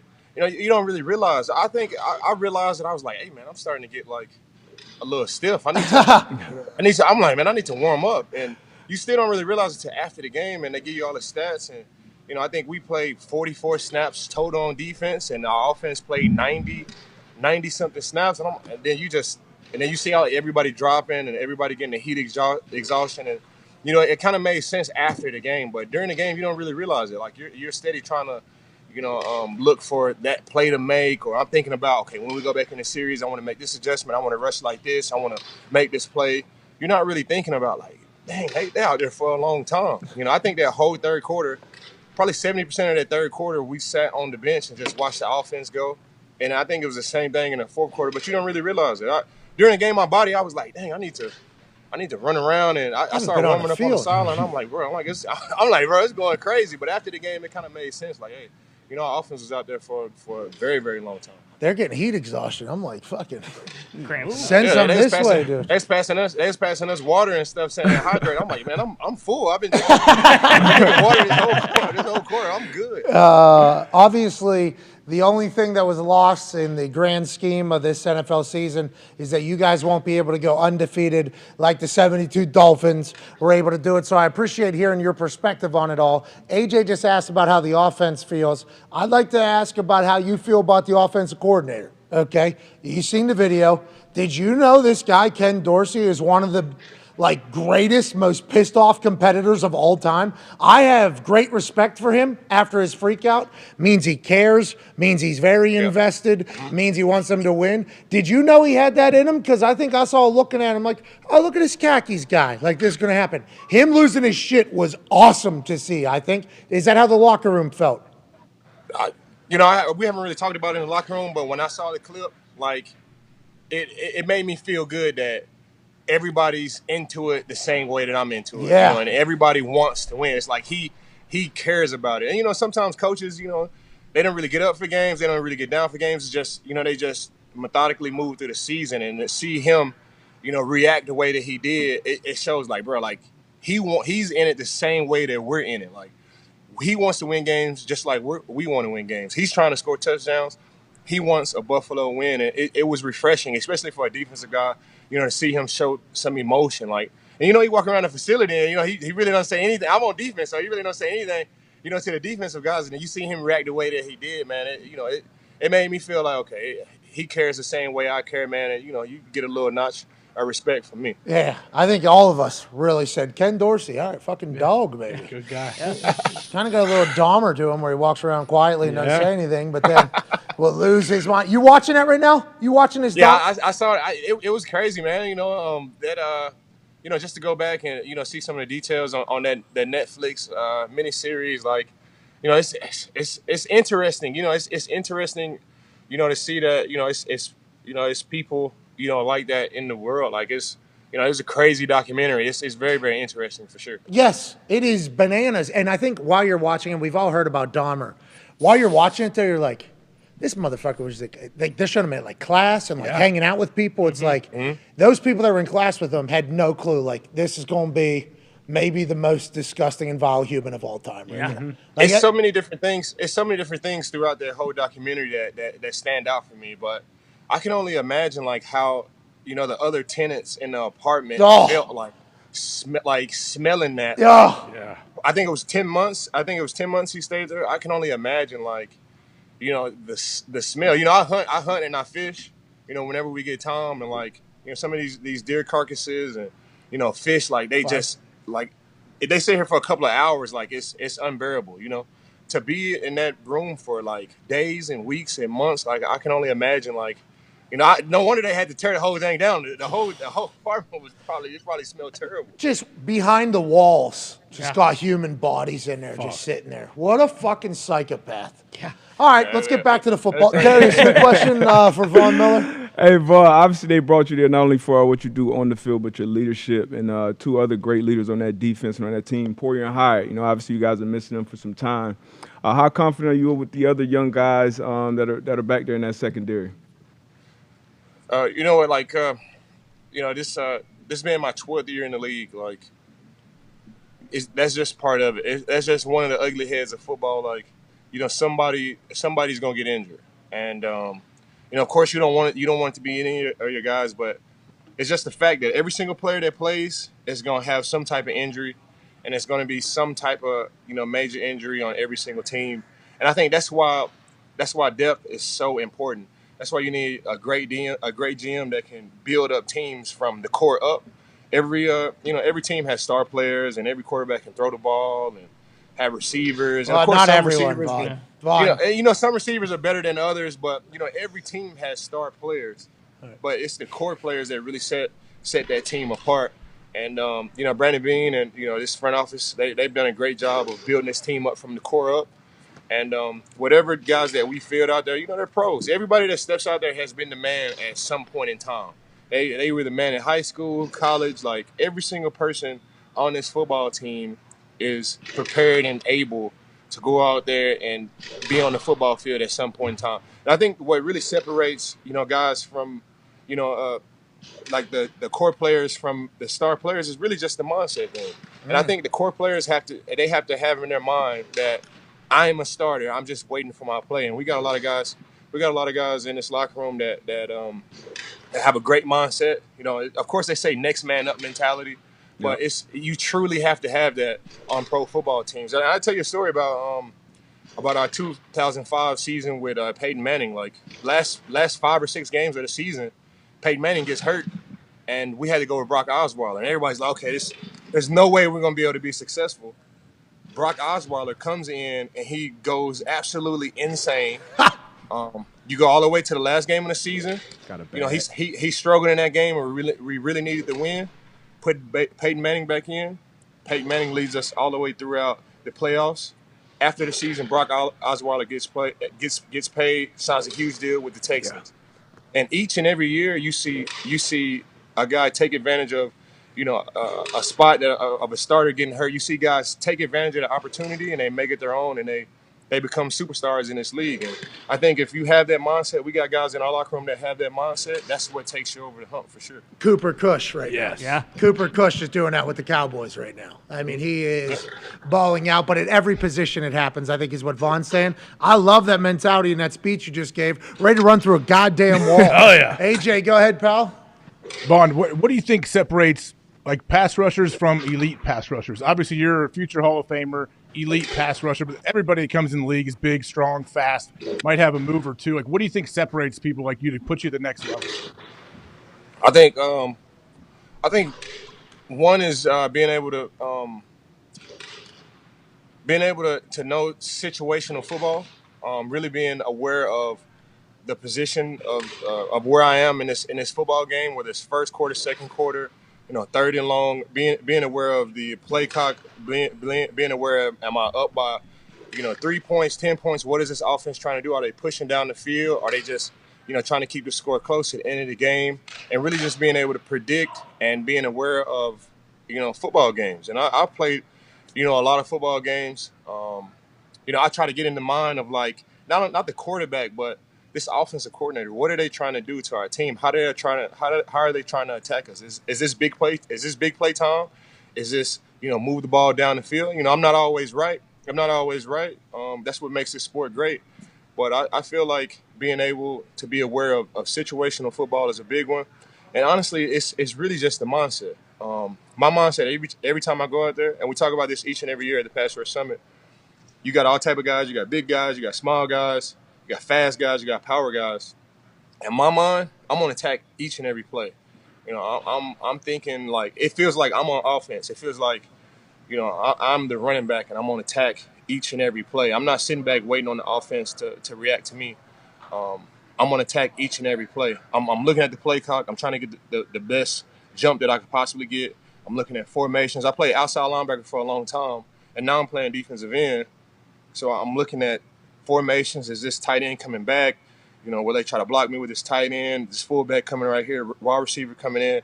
And I feel like to be an elite pass rusher, you just have to be aware of what the offense is trying to do and taking advantage of those small spaces that they give you.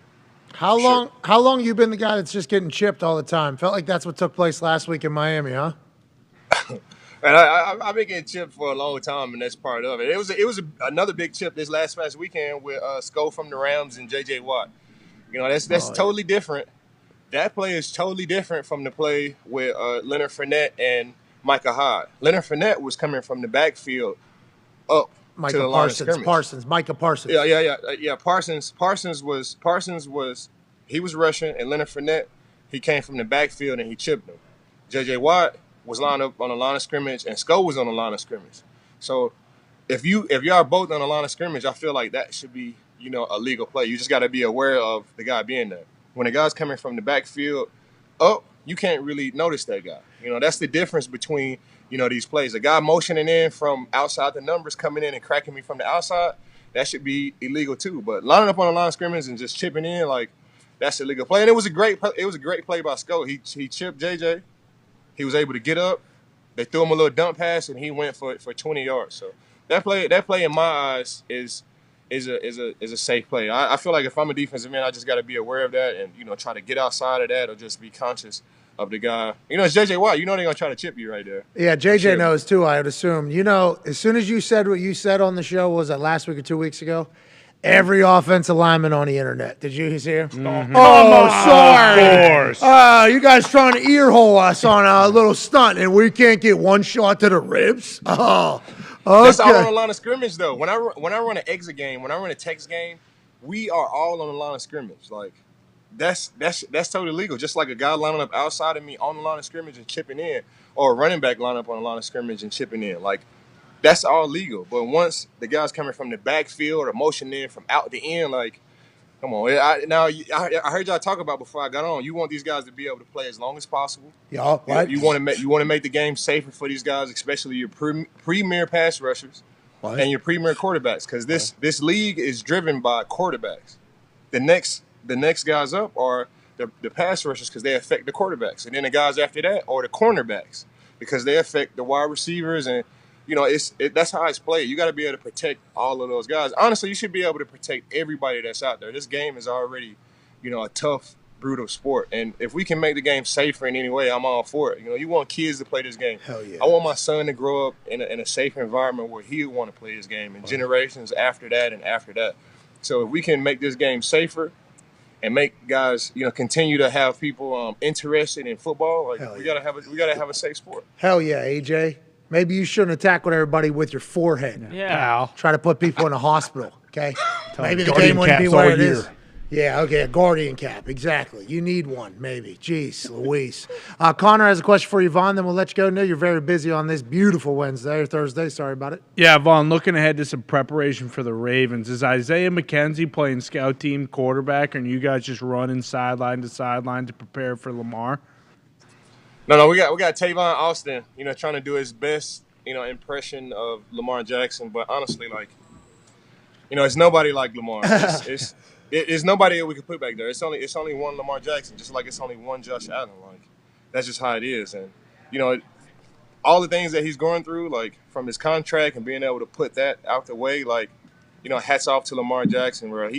He definitely has to be the highest paid. It's his turn. That's just how the league goes. When it was Patrick Mahomes' turn, he got paid. When it's Josh Allen's turn, he got paid. Russell Wilson is up there now. You got Aaron Rodgers at the very top. What? Come on, that's just Lamar Jackson. And honestly, whenever you do that for the next quarterbacks up after Lamar Jackson, for the Justin Herberts and the Joe Burrow, you want to continue to have the jump of the highest paid guy. You want to continue to have the jump because that just brings up the whole entire league. And it's not like we're just giving money away to Lamar Jackson. He's earned it. He's playing now. He's betting on himself. And he's going out there. He's not causing a scene with his team. He's not holding out. He's not talking about it in the media. I can talk about it. We're playing those guys. I can talk about it. But when nobody's, he's not creating a distraction or doing anything. He's doing everything. He's doing everything the right way. And I've always been for the league. I've always been trying to better the league. And it's just his turn for sure. Yeah, I mean, the two quarterbacks that you said that are next, I do believe their teams are potentially the loudest to the Ravens saying, hey, we're not doing Don't do it. Don't do it. But if you give him 55, then Justin Herbert he needs 60. And then Joe Burrow needs 65, and that's just how it goes. And then when you get there, Josh Allen's probably up again. That's right. And Gotta go again. It just keeps on going. I mean, that's how it is. Come on, that's how it is, man. Hey, 17.5 million viewers is what the NFL is averaging this season for every single game. They just signed a $110 billion deal. That's only going to go up even more. They're going over to England. They got games in Germany. The money is just yodeling. It's been a topic of conversation on this show for the last few days, and I think it's hit the internet a little bit with a lot of ex-players. Is it time for the NFL to have all grass fields, do you think? And why do you think it hasn't happened just strictly from a guy who's been in the NFL for 12 years already? This is a crazy topic because I was in a locker room probably 2 weeks ago talking about it. If you look at the English Premier League, every field is grass. Everyone. And if you look at La Liga, Barcelona, FC Madrid, Real Madrid, all of those guys, they play on grass. And the crazy thing about it, when they come over here, they put grass on the turf fields for these guys to play on. And of course, owners can come up with all type of research saying that grass is just, as supportive as, as field turf is just the same as grass. But we can obviously come up with our studies too that say grass is safer for guys to play on. And honestly, we are the ones that's playing on it. And our feedback is this is a better surface. It feels better, especially after games. Your body's not aching, ankles are not aching. I think it's time for every field to be grass. And it was surprising to me that SoFi Stadium, which is the best stadium, and honestly might be the best stadium in all of sports, wasn't a grass field. That's shocking to me. This stadium is I think it's $6 billion. Something outrageous. It's time for every single field to be, grass. And we can come up with ways. I know owners, they want to have concerts and they want to have events.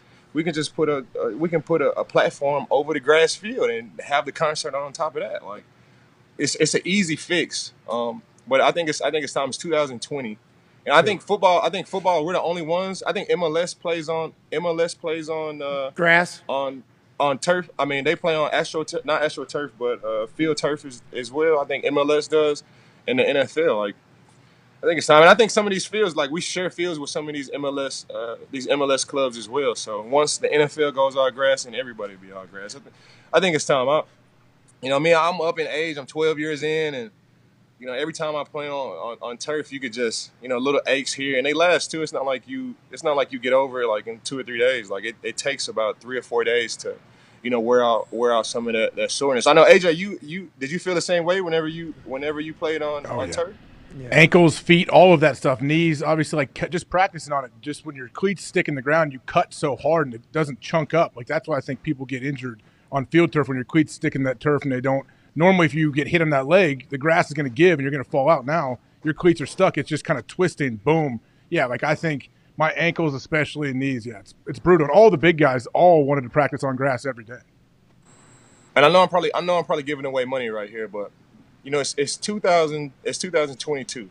It's got to be some type of super turf that you put water on it and it reacts the exact same way as grass. You water the AstroTurf, it feels the exact same way, it moves the exact same way as grass. Now, if we can come up with a product like that, that'd be something to talk about. But that's gonna cost a little bit more. That's gonna cost way more money than just putting grass down. Yeah, but it might save a lot of money in the future. That's right. You got to zoom out of the photo a little bit to see what really matters, what's really bringing you profit. Is it this, couple $100 million infrastructure you're going to have to put in the field turf and the grass so it's maintained and regulated and you can slide that underneath other surfaces like they have at Tottenham? Did you see that? You're talking about how when the soccer guys come over here, they put grass on top of it. Tottenham, they actually had a grass field and they said, get that fucking thing off of there.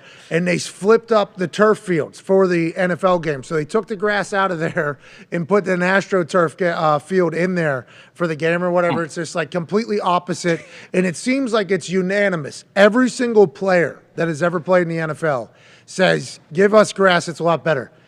I will say a guy named Bryce, who was in his high school marching band, tweeted me yesterday and said that, honestly, with the right conditioning, you can't tell the difference. When I marched on turf and on grass, couldn't tell the difference. So there you go. And I love that guy. Best. I love that guy hopping into the conversation as a high school band person, and we appreciate all opinions. Awesome. Hell yeah. Sounds like there's only been one opinion, though, from players, and that's we need grass. Maybe the show will do the difference. Maybe Von Miller will. Certain future Hall of Famer. Good luck this weekend against the Ravens. We appreciate the hell out of you, dude. Appreciate you guys for having me, man. This is enjoyable, man. It's the highlight of my week. Besides, playing on games on Sunday, man, and I'll see you guys next week. Hell yeah, Von Miller. Yeah, boy! All right, look at that. What a weapon. What a weapon that guy is. Yeah, the man. He's so good.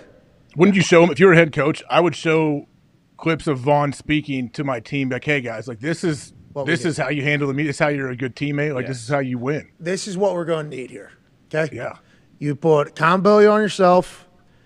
You mix in some experiences over your career where you learn something that can make this other situation that's probably not going to end up the same way, but sell it as if it is. Right. And then you move on to the next conversation. He's fucking awesome. We appreciate the hell out of Von Miller for joining us. I mean, he even speaks on the chipping, too, in such a good way. It feels like he's like, yeah, well, when they're lining up on the line of scrimmage, it's one thing, but versus when they're coming from the backfield and motion and in, too. He is the best. I love Von Miller. Appreciate him for joining us. The Bills, we have no worry about the Bills. I don't think anybody does. With that being said, we also have respect for the Dolphins. So tonight, the Dolphins are traveling to Cincinnati to take on the Bengals on Amazon Prime. Hell yeah. Kirk Herbstreit, Al Michaels on the call. Can't wait to hear what Coach P has to say as he represents the Cincinnati Bengals on Monday's team meeting. We'll take 5. We'll hear Coach P's keys for the Bengals. Then we'll hear Coach P's pick. He has been right.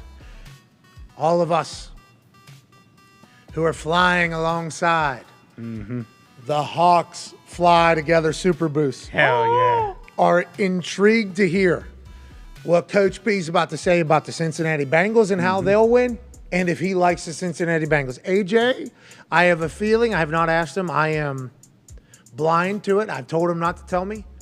I feel like he's probably picking the Bengals -3.5. What do you think, AJ? You really think that? I thought everyone was against me doing that. You all act like that was the worst part. I'm on your side. What do you mean? No, that was just Darius. I don't know where Chuck's at. Who said that? You know what? I don't know where Chuck is at. Let's see when he is Zach Taylor. I'll see what he thinks. I'm betting on your side. Yeah. All of us are. And based Good, I know on what we're a Chuck team. said, it feels like Burrow rush yards right now over might be a good play. What is it? Let's not get crazy. Let's Not just get let's crazy. just, Let's not get let's just crazy. lie together. Joey Burrow's rush yards have cost $50 million. Yeah, it's a good point. Number. We need him to lumber. Yeah. Actually, we need him to go down, not take him. How many yards is it? No, AJ, We're not even gonna say. Worry about what you got out there already. Oh, yeah. Mine's good. I thought you were doing another one. Let's just get a Chase touchdown. Let's get a Hill touchdown. Right. Joey Burrow over 200. Let's Right. get Bengals minus 3.5. Yeah, lock those passing yards. Hawks fly together. If this goes in, we're winning. Yep. Oh my goodness! Son of, I'm You got so robbed. sorry. Actually, it's not. Remember, it's completely out of my hands this week. That's a good point. This is all 100% AJ's. Yeah. AJ, throw a ball. Throw a basketball, AJ. Yeah. AJ, throw a Okay. basketball. Basketball. Here we go. Ready? Yeah, grab launch one. one. Hold on. Thank Grab you. it first. Thank you. AJ Hawk in Ohio. He's about Ready? to throw a basketball from I'm gonna shoot Ohio to. Hook shot, okay? Yeah. Like that. Yep. Here we go. Ready? Yep. All right. If this goes in, we're definitely going to win tonight. What? Yes! All right. Oh! It's as good as gold. Wow! To the bank. What a shot! Thank you, AJ. Yes. You're welcome. Coach P's keys on the other side. We're hitting a super boost tonight. Woo! Everybody take 5. See you then. Five.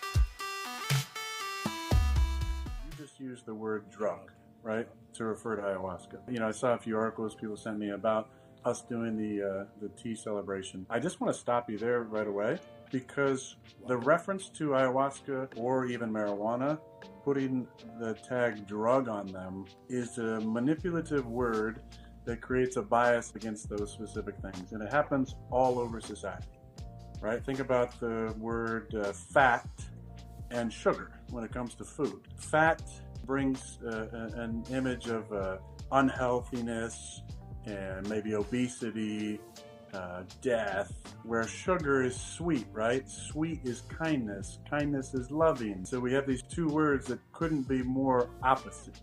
Fat, you know, high fat foods are actually usually pretty good for you. Foods with high sugar are terrible for you. And sugar, you know, you cut sugar out of your diet, and it has an immediate impact on your cells and your body, especially if there's, you know, cancerous growth in your body or precancerous growth. Sugar, not good for you. Fat, you know, most, you know, fats are pretty good for you. Drugs, you think about drugs, you start labeling, you know, marijuana a drug, which is a plant, ayahuasca a drug, which is a plant, psilocybin a drug, that's a fungi. Also comes from the earth. Then you think about medicine, right? What is medicine? Medicine is like, oh, you know, I'm going to take my my daily medicine, my aspirin, that's a drug. Cough medicine, well, that's a drug. That's not a plant. Those are drugs. Ayahuasca is not a drug. It has properties in it that have hallucinogenic abilities, but it's not a drug. We're talking about plants here. I think it's a very important point to make, and this is how words are used in our society to create a bias against certain things. And I do think that's important enough to go on this ridiculous tangent that I went on. No. To remind people how Not words ridiculous. are used. Not How ridiculous. words are used to create bias in certain situations. Those bias create fears, and those fears prevent people from doing the research themselves or looking into it or having their own idea or truth about a certain situation. Hey, great tangent. Let's really think about the words that we use, because words are spelled for a reason, because they cast spells and create energy around positive and negative associations with certain things. Okay. Didn't get the last part, but everything else valid.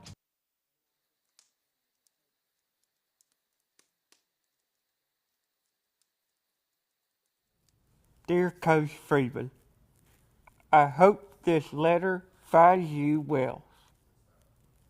Although if I had to guess, it probably won't, because that was one of the most embarrassing defeats Notre Dame has faced in my lifetime. I mean, for Christ's sake, was Chad Pennington playing? Was Randy Moss playing? Was Matthew McConaughey coaching? No, they weren't. It was a bunch of guys we've never fucking heard of, and you still couldn't get it done. Now listen, You're 0-3 to start, which isn't the end of the world. But everyone in the Notre Dame community, they're fucking done with you, okay? I'm not done with you yet. I have a lot of faith in what you can do with those boys.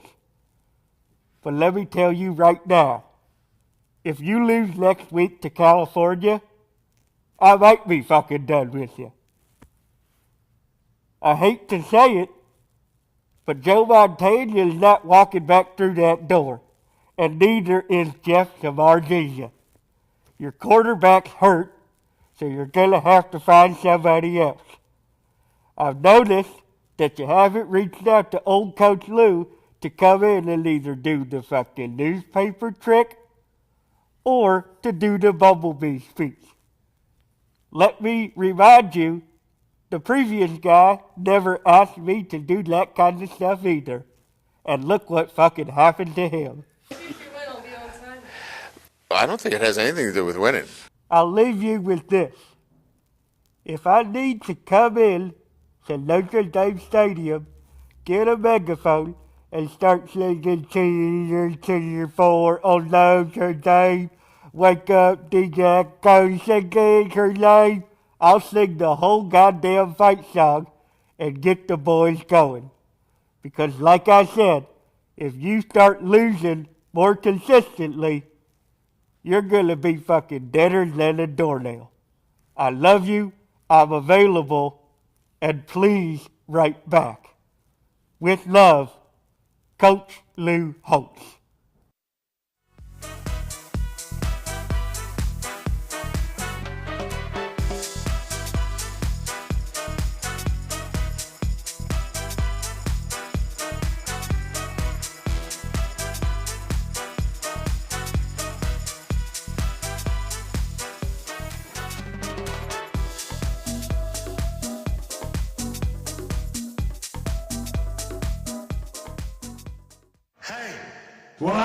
Let's go! This show fucking stinks, and the fact that you listen, we are very, very thankful for it. AJ, never cease to amaze me with your toxicity, pal. You got a couple of these? God damn it! What the fuck are you doing? Fuck Boston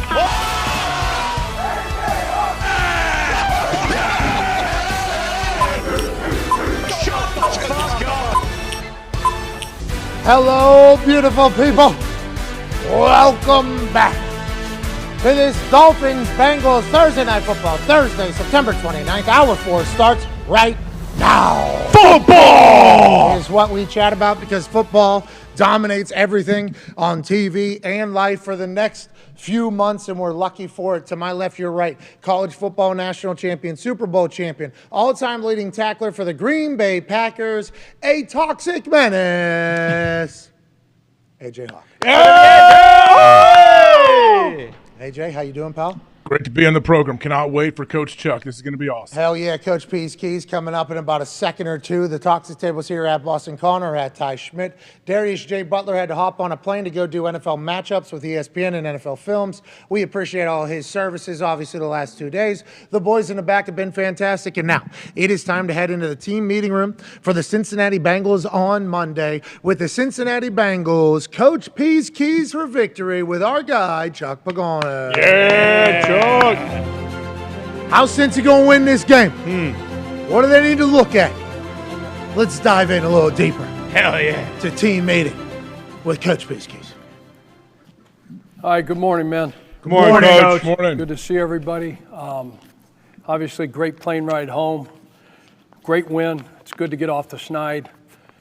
Wish we had more time to celebrate, but we don't. We got a short week. Okay. We got a hot Miami team, undefeated 3-0 coming to town. So we got to be on our P's and Q's. We know it's not going to be a physical week. You know, these short weeks, it's all walkthrough, it's all mental. So we got to do a great job of jumping on the tape. So I'm going to go through. We're going to take a look at this Miami team, offense, defense, and special teams, and figure out what we need to do as far as the keys to beating this club. All right? Hell yeah. So, Let's go. So let's look at this thing. 3-0. All right, offensive keys. Let's get the run game going. Yeah. All right, we got Joe. Can you still tote the rock, Joe? Goddamn right, Coach. So let's devise a plan. And here's the bottom line when you look at it. This defense right now for the Dolphins, okay, they're ranked 31st in the National Football League right now. Now, granted, they've had the Bills, they've played the Ravens, all right, they played the Patriots, so they've played some good offenses. Yeah. You know, the first two that I mentioned I think are pretty good. I don't know about the last one. Coach. You know where they're at right now? Hey, just pay attention and write some stuff down, all right? I don't need you. Come on, just because you were born and raised up there, you're a Bengal now. Act like it. All right, so 20th versus the run, they're giving up 4.97 a rush. All right? Third down, they're 29th in the National Football. Red zone, they're 19th. They run a base 4-3. We've got to get this run game going. And I'm telling you right now, McDaniel stood up in his team meeting, and he talked about the offensive line. They talked about Kappa and they talked about you guys, and they talked about, hey, you know, revamp this, that, and the other. But they also talked about us not generating anything on the ground, and they talked about us not being able to protect our quarterback. You guys think I'm lying about that, or you think that's true? No, I think that's true. Coach. You guys are damn good freaking football players. Yeah. Hell yeah. Let's come off the damn ball, all right? Let's devise us a plan, all right, to block the shit out of these dudes. They got some guys. They got Ingram. They got Ogba. They got Phillips, kid from Miami. Holland's a rising star in this league. Yeah. Javon Holland, he is a rising star. He'll go get the ball. Now, he's a ball hawk, all right? Howard, we know ex-Howard. He's a great player. He's been around for a long time. Brandon Jones is a heck of a player. They got big John Jenkins at the nose. They run a 3-4. I had him in Chicago back in the day. He can stuff the run. But we can come off the ball. We got to get the run game going. I know you coach. We got to get the run game going. Chicago's that? Long time ago. Long time with ago. McVay? Yeah. Hell That yeah. was a long time ago. Is that where the cup of with McVay was? That's what Dick and them. That's what they back How there when he old was are you, playing. Zach? Yeah, I don't know. You got to look that thing up. Handle the pressure. So let's handle the pressure. So what kind of pressures do they run, you guys ask? Joey, what does ZD stand for? What type of pressure is that? God, are we not learning any Joey, football? Are we not zone. touching? Joey. That's a zone dog. Zone dog. That's a zone dog, all right?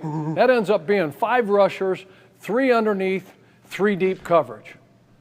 3 underneath, 2 deep third players, a middle post player, all right? 2 seam flatters who become number 2, okay, on the outside, and a 3 receiver hook guy. Man dogs, it's the same thing. It's 5 rushers, but now they're going to play man with a post safety behind it, and then zeros. Nobody pressures more than these dudes. Okay, they love to bring it, and they love to play zero. And they're going to be a straight line across. We'll watch some tape later. You'll be able to identify this stuff, Joe. All right, and if we identify it, we get it blocked up, we give them just enough time, and then we let our guys hunt, our 3 dudes, all right, we'll kick the shit out of these dudes. Oh, yeah. And then let's take advantage of this, all right? Let's take care of the ball. Let's keep it and take it away. They're +2 in the turnover margin right now. They're doing a good job there. Let's move on to the next slide. Talking about, okay, their offense.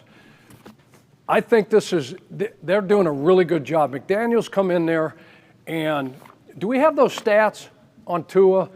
Supposedly Tua, you know, had no arm talent. Right. Wasn't accurate. No. All this trash was being talked about him. And you look at where Tua is right now, guys. These are just facts.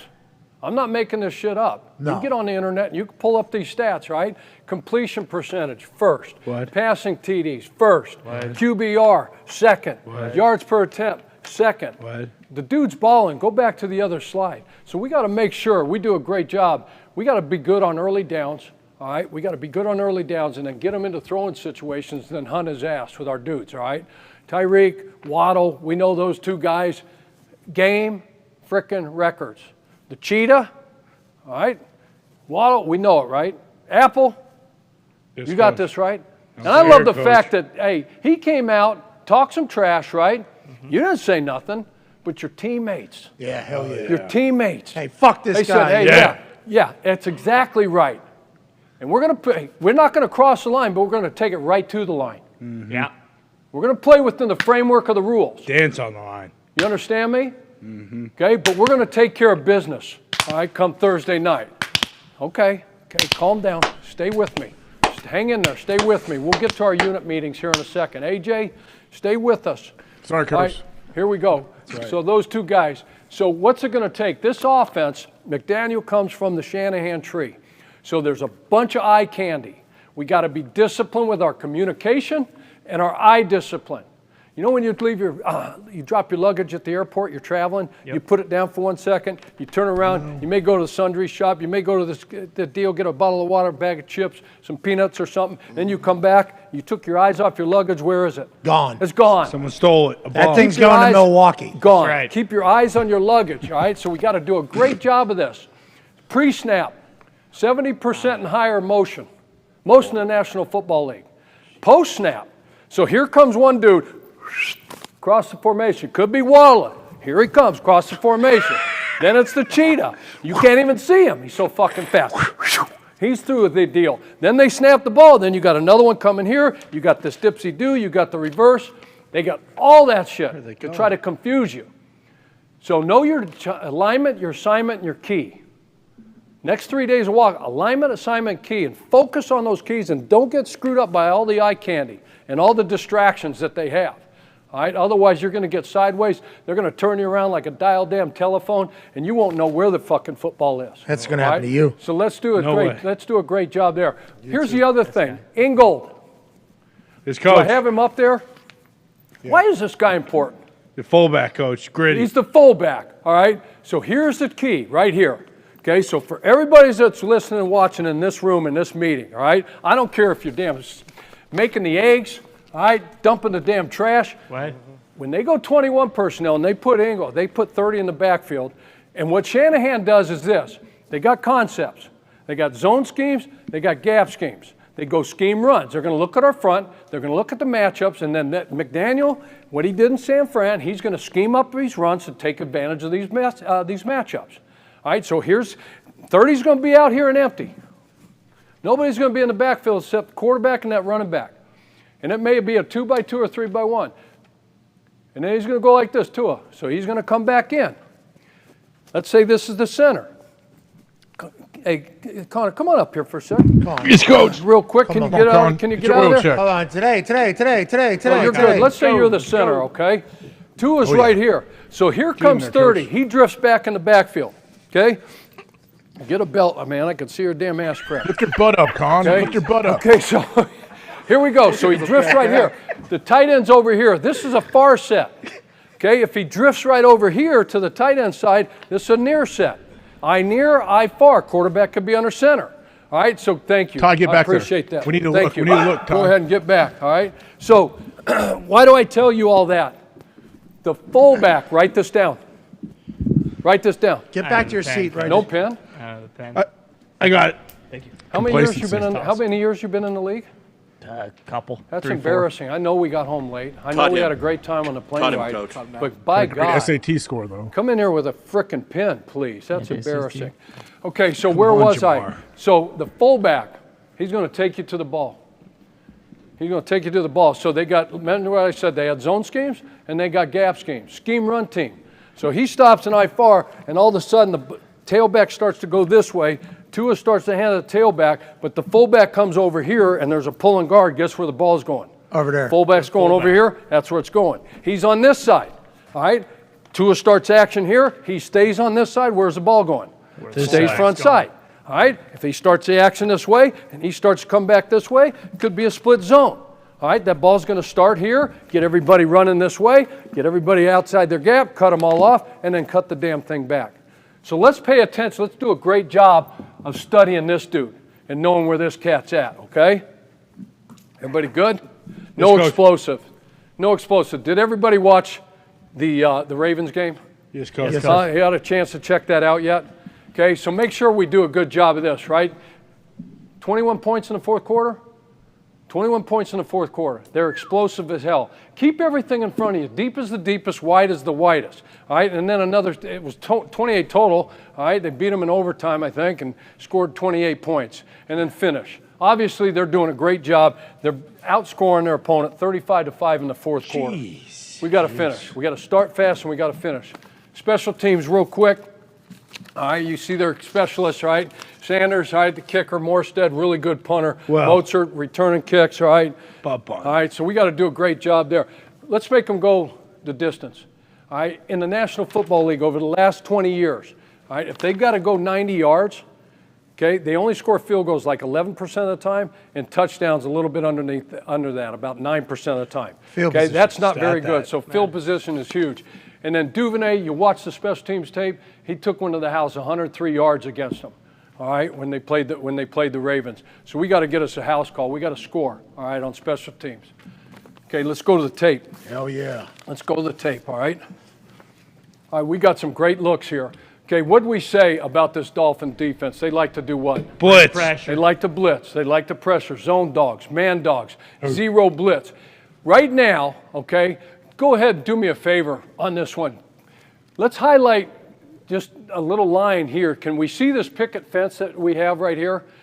So we call it, that's amazing. Wow. So what they're doing, okay, is they're all playing flat foot zero technique. Right now, they can bail, and we'll look at a snap later on. But right now, they're sending 1, 2, 3, 4, 5, 6 guys.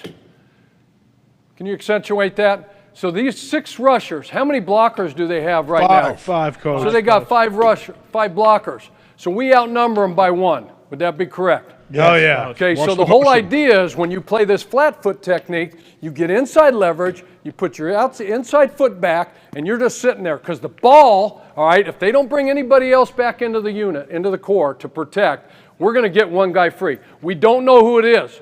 These guys don't know who it is. So they all have to come off the ball initially till they determine what the blocking scheme is. Most times we're going to turn it either all the way to the left or turn it all the way to the right and let one of the outside guys come free. It's the furthest away from the quarterback. It makes sense, right? Okay, so now they bring 88 back in. And if you set it down right when he comes back in, right, who's responsible in coverage for 88, you guys feel? Number 29, Coach. Would the guy be coming into the film with him? That's exactly right. So now, how many blockers do they have now? 6. How many rushers do they have? 7. 6. Excuse me? 6, excuse me. Okay, no, they have 6 still. Okay, so now can they pick this up? Yes. They can pick this up. So the key is this. If they do this, all right, okay, and we do this, and the guy that's responsible for this guy doesn't come across and add right now to the pressure, all right, we don't gain the advantage. Watch what happens. So he doesn't do that. They get a guy free, but they give him just enough time for Allen, and we'll do this for Joey B, to get this ball off and make a big play. Wow. Okay, let's go to the next one. Now let's talk about, hey, so when you don't protect and you don't do a great job and you don't communicate, this is the havoc they can wreak. What are we expecting here, fellas, when you look back here and we see a picket fence? Blitz. What kind of blitz? Zero. Okay, let's check it out. When you see them all back there in a straight line in a picket fence and they're all just sitting there flat-footing, anticipate zero, anticipate all these guys coming. So now go ahead and run that back. Highlight the right side of this right here. Okay, so they bring this guy back across. So right now, okay, Buffalo, and we'll do some of this. We'll get in some 7-man protection. They got the 5 offensive linemen. They got the tight end in the back end. All right, so there's 3. So there must be 8 what? To gain an advantage. Rushers. 8 rushers against 7 blockers. Go ahead and run it. So who screws this thing up? Oh, boy, at left tackle right here. Okay, he's on the turnstile. He misses the snap count. It's loud. It's going to be loud at our place, all right? He can't hear this damn thing because they're on the road. And here comes a guy off the left edge, and we got a sack fumble. Okay, this defense is good. They've been blitzing like this for a long time. All right, Josh Boyer and that crew down there, the defensive coordinator, they do a great job. We got to respect that. Go ahead to the next play, Coach. Okay, so let's check out this right here. All right, so Brandon Jones, number 29, excuse me. Him and Holland, right, number 8, rising star. Let's check it out. So he's coming down. Can you get from the start and highlight him from his position from the start?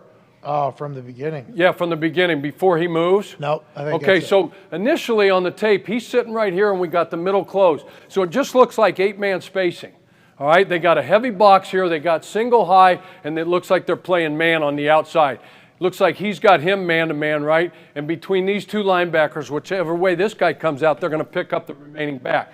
So as soon as he starts to creep, and the coaching point for 29 is I know that this Boyer's telling this guy, look at the play clock. Because on offense, Joey B, our guys, what we try to do is we try to get you out of the huddle early enough so you can do some dummy stuff and get some ID stuff going on. Yeah. And figure out and get this guy, all right, to show his hand. But if we don't do a good job of that and we don't get you the play in time, all right, then this ain't going to happen. So he's doing a great job of watching the play clock. As soon as he starts to shimmy his way up here, if we can get him to show this early, all right, that's going to be to our benefit. Okay, but he does a great job. They catch Mac Jones and the Patriots off guard. Now, you tell me, do you guys like this picture? No. Can we be better than this on Thursday night? Absolutely we can, because we're going to study it. We're going to get to the line of scrimmage. We're going to do enough with our motions and things to ID this stuff before it happens so we get this thing picked up. Sack fumble. Can't have this. Ingram picks it up. Tutty. All right. This is their thing. Yes, it is their thing. Watch the tape. What did I try to? I've just been telling your ass that they blitz more than anybody else, and you're sitting there saying, "Hey, you just woke up. Hey, this is their thing." Hey. Well, fuck yeah, coach, it's their thing. I'm just starting to realize. Yeah, iPad, bro. Light Wait. bulbs going on, Coach. I'm sorry, but I'm excited. We got a chance to get to 2-2. Hell yeah. And beat an undefeated frickin' football team in the National Football League on prime time. On prime, what is it? Amazon. Bezos. White Bengal uniform. Boom. Let's go. New All right, unis. let's go. Let's see the next one. Doing a hell of a job on that thing.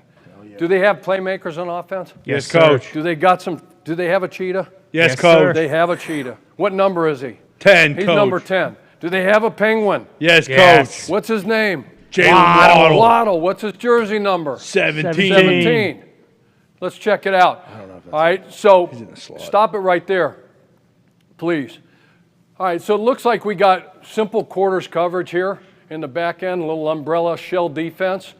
All right, going to have some type of four-man rush, maybe a little zone pressure, we'll see.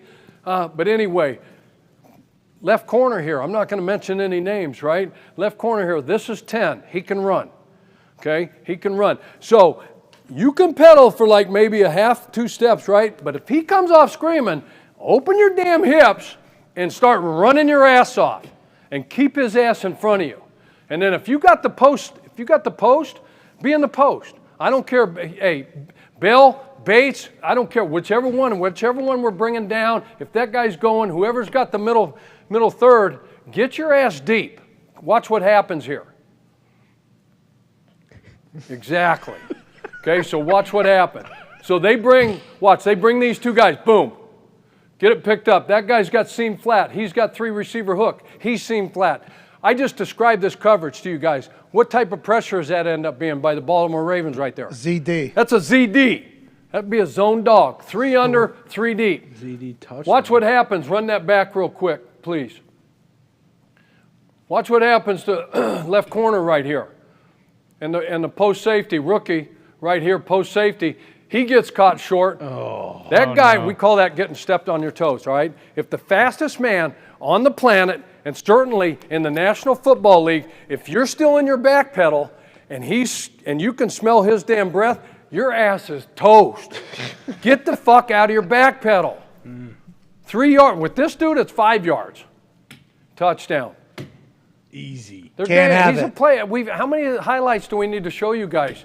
All right, to trust us on this, that cheetah can run. Next one, please. I sent him tickets to the Super Bowl, Coach. Yeah. He didn't show. Anybody clear that with me? I don't think we asked. Sorry, Zach. I guess we just got guys going rogue, do whatever I don't understand. Okay, let's your run team, this. Coach. Okay, where's Waddle on this one? Where's Waddle on this one? In motion, Coach. Thank you. Way to pay attention. Hell yeah. Here we go. Okay, so run it back. So obviously a little ID deal right out of the Dolphins. All right, so they're bringing this guy over. Here he goes. What do you think, Armour, whatever Davis I think his name is, rookie from Alabama. All right, who do you think he has man-to-man? Waddle. Waddle. Okay, and he's a rookie, right? He played 1 year in college, came out as a junior, 1 year at Bama.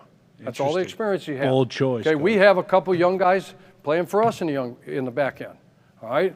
They're going to red dot dudes. They're going to circle dudes and say, okay, we're going to stay away from that guy. We're going to stay away from that guy, but we're going to go after this matchup. That's just the National Football League. Okay? It's not for everybody. Okay, so he goes across. They run a little pick seam right here. He's going to end up running a pivot route, and he's got his eyes where? Downfield. No. We call it IF in the quarterback. Watch him right as soon as this pivot route, okay? Go ahead, run it. Stop. Where's his eyes? Oh, that too, Coach. He's IF in the quarterback. Get your eyes on your luggage. You leave your luggage at the airport, okay, unattended, it's gone. Gone. Watch what happens here. They got everything else nutted. So you got to do your job.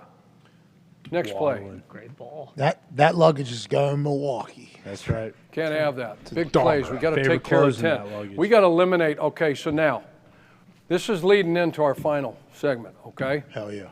You feel me? Yeah. Okay, so, Yes. and that's who wins and why. Are we good with that? Well, right now it's us, You have- Bengals. Yeah, we're going to win, Coach.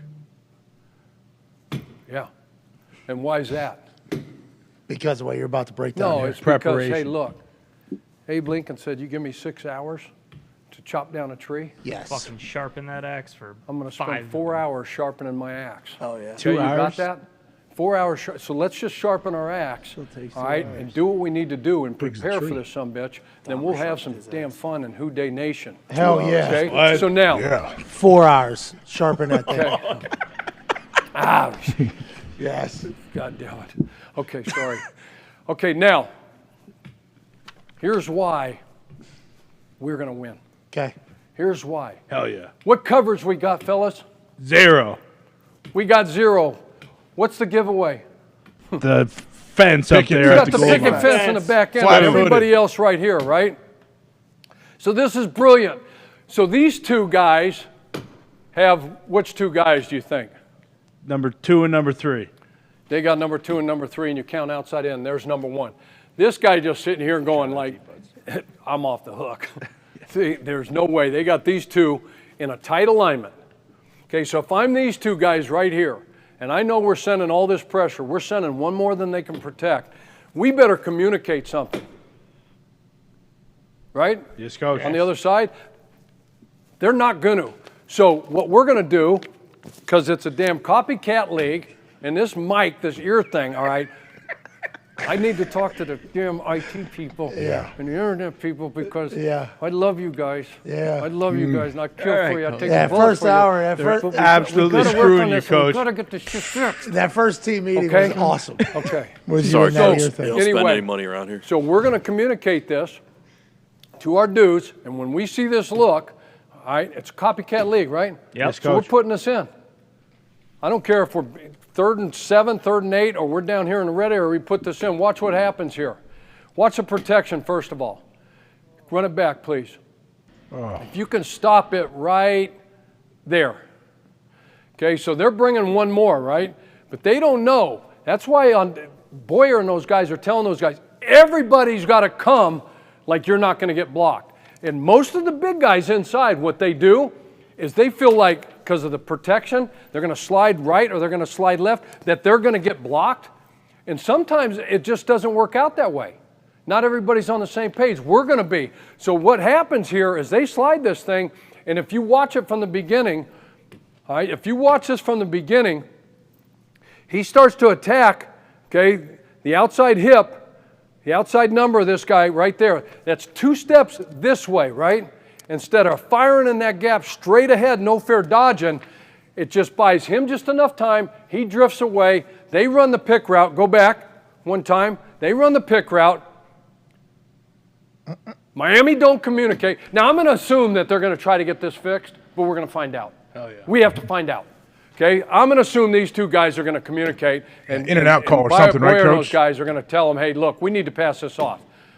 Otherwise, we score. Next one. I got one more. Now, they're going to give you these same looks and these same appearances, right? So go back. So they got 2 linebackers up right here, right? Yes, Coach. What's the difference in the back end right here? No fence, Coach. So you got no fence, right? So you got one guy up, okay, who looks like he's playing man on this guy. You got 2 deep safeties over here. You got a nickel back right here, and you got another corner that's up. First thing is to always check the nickel, okay? Always check the nickel. His depth is usually at 5 yards, and he's usually jacking around in here. If you ever see him, okay, Joey, you ever see him Start to bail out of there a little bit soon. So in this picture, I'm going to be him. So he's looking here. You're going through your cadence, and he's starting to get some depth. You know why he's starting to get some depth? Because he's got a deep part of the field to cover. So he's going to give that away early. He has to. If he stays right here and tries to turn and run, we're going to burn him that way.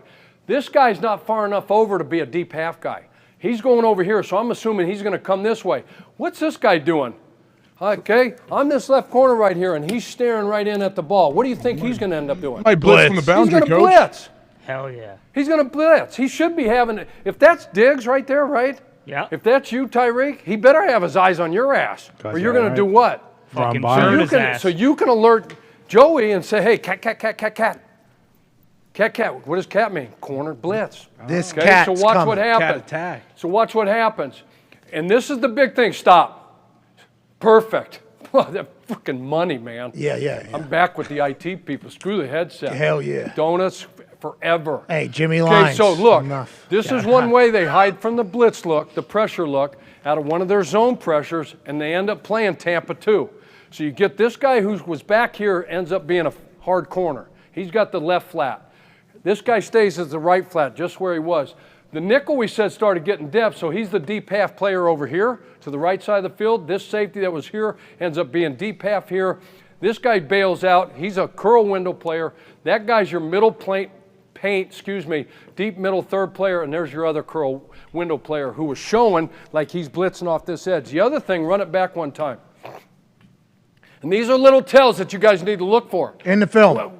When you watch the film, this guy's down. This guy's up. So when they're going to run their zone pressures, most of the guys can't have a hand in the dirt and then stand up and get in their coverage. Sorry about that. I don't know okay, who's Coach. walking It's all right, what Coach. Do whatever you need to deal. do. Okay? So I'm assuming, Joey, rest of you offensive linemen, that guy's coming, that guy's up. He's kind of acting like he's coming, but he's in a 2-point. This guy's in a 3-point. I'm going to anticipate pre-snap that guy's bailing out and he's going to come and they're going to bring some type of zone pressure off this side. Run it one time from the top. Okay, so now they bailed out to Tampa 2. Don't panic with the ball, Joe. Don't panic. Buy some time, find an open window, and let's see what happens. And we got him. Dime. And we got him. So if we go to the last slide, thank you for that. That was unbelievable. No, you're unbelievable. That was unbelievable. So who wins and why? I think you probably already know the answer to it, but let's look at it. So if we fly in the first reason, I just got a great feeling that Lou Anarumo, okay, and that Bengals defense, all right, the Sicilian Paisan, Hell yeah. all right, is going to do a great job of caging the Cheetah and the Penguin and taking these two guys. Not going to take them out of the game, but if they both combine for, like, let's say 1 6 catches, 1 7 catches, 90 yards and no touchdown, that's a win. Yeah. That's a win. So I feel like yeah. that's going to happen with Lou and that Bengals defense. We need one touch. And that experienced secondary. What's the next one? I just showed you why. Because Joe Cool, what he's going to do, he's going to study the tape that we just watched. All right, and he's going to know all those pressure looks. First, second down, yeah, but once it gets to money downs, those third downs, those red area downs, he's going to know exactly who's coming, who ain't, the right signals, the switch routes. He's going to, that's the dude. And our offensive line's going to play their ass off. What else? Who Dey Nation. And we're at home. And they're Who Dey Nation. They're going to go off. It's going to be loud. It's going to make it really, really hard for that silent count and Tua and that offense to operate. I got the Bengals. Wow. I got the Bengals winning 28. Okay. Let's go. Here we go. Yeah, that's a cover. Coach, that was awesome. I appreciate the hell out of you. AJ, anything to ask, Coach? No, Coach, that was awesome. I am on board 100%. I believe we will win by more than 3.5 points as well. Hell yeah, Coach. We appreciate you. Ladies and gentlemen, Coach Keys. We appreciate you. I look forward to that every single week. Feels like I'm back in the team meeting room. I enjoy the hell out of our conversations with Von Miller. AJ, you stopping by every day is really a treat, isn't it? It is. The best. It's a toxic treat that we get to enjoy. The Toxic Table, what a show by you guys today. Everybody in the back, appreciate you all so much. We have a super boost this evening where this man has made a decision for the first time this season. The Hawk is hot and Hawks fly together tonight. Bengals -3.5. Joey Burrow to throw over 200 yards. Tyreek Hill to have have 1 touchdown, Jamar Chase to have 1 touchdown. That's plus 1,200 right now on FanDuel Sportsbook as a super boost. We appreciate you, AJ. We appreciate FanDuel. We cannot wait to be back here tomorrow to celebrate the shit out of this. Hell yeah. I believe I'll be flying into a hurricane tomorrow morning, so you'll get me live from the middle of a tropical storm. Cannot wait to chat with you guys, make our picks for the weekend, and celebrate this incredible same-game parlay that's been boosted to plus 1,200. That's going to hit for sure. Let's go. Chuck. Coach. Chuck. He's going. Coach. Can't hear a damn thing. Is Jack and Wade up in the weight room already? Before we get out of here, our theory and suspicion has been confirmed. McDaniel noticed people watching all of practice, and he actually decided to put 12 players on offense every single time. Genius. So all the videos that are circulating around Twitter right now, allegedly McDaniel knew about. He went to Yale. We talked about this during the show. Boom. Happy to see. That's that young coach mentality. That's right. He fucking playing next level chess with these people. Send the cease and desist, too, to make them think we're really worried about it. Launch an investigation for full gimmick, and then pow! When we show up, it ain't nothing like what everybody's seen at the University of Cincinnati. Gotcha. Bitch. We knew it. We did know it. We should have counted players. That was a good tell. Chuck Pagano has to get out of here. Coach P's keys. I believe this one's for 10,000 or 9 people to win $500. That's right. 9 people to win $500 on the day. The Coach P's keys That's really. it. Oh! 8 people to win $500.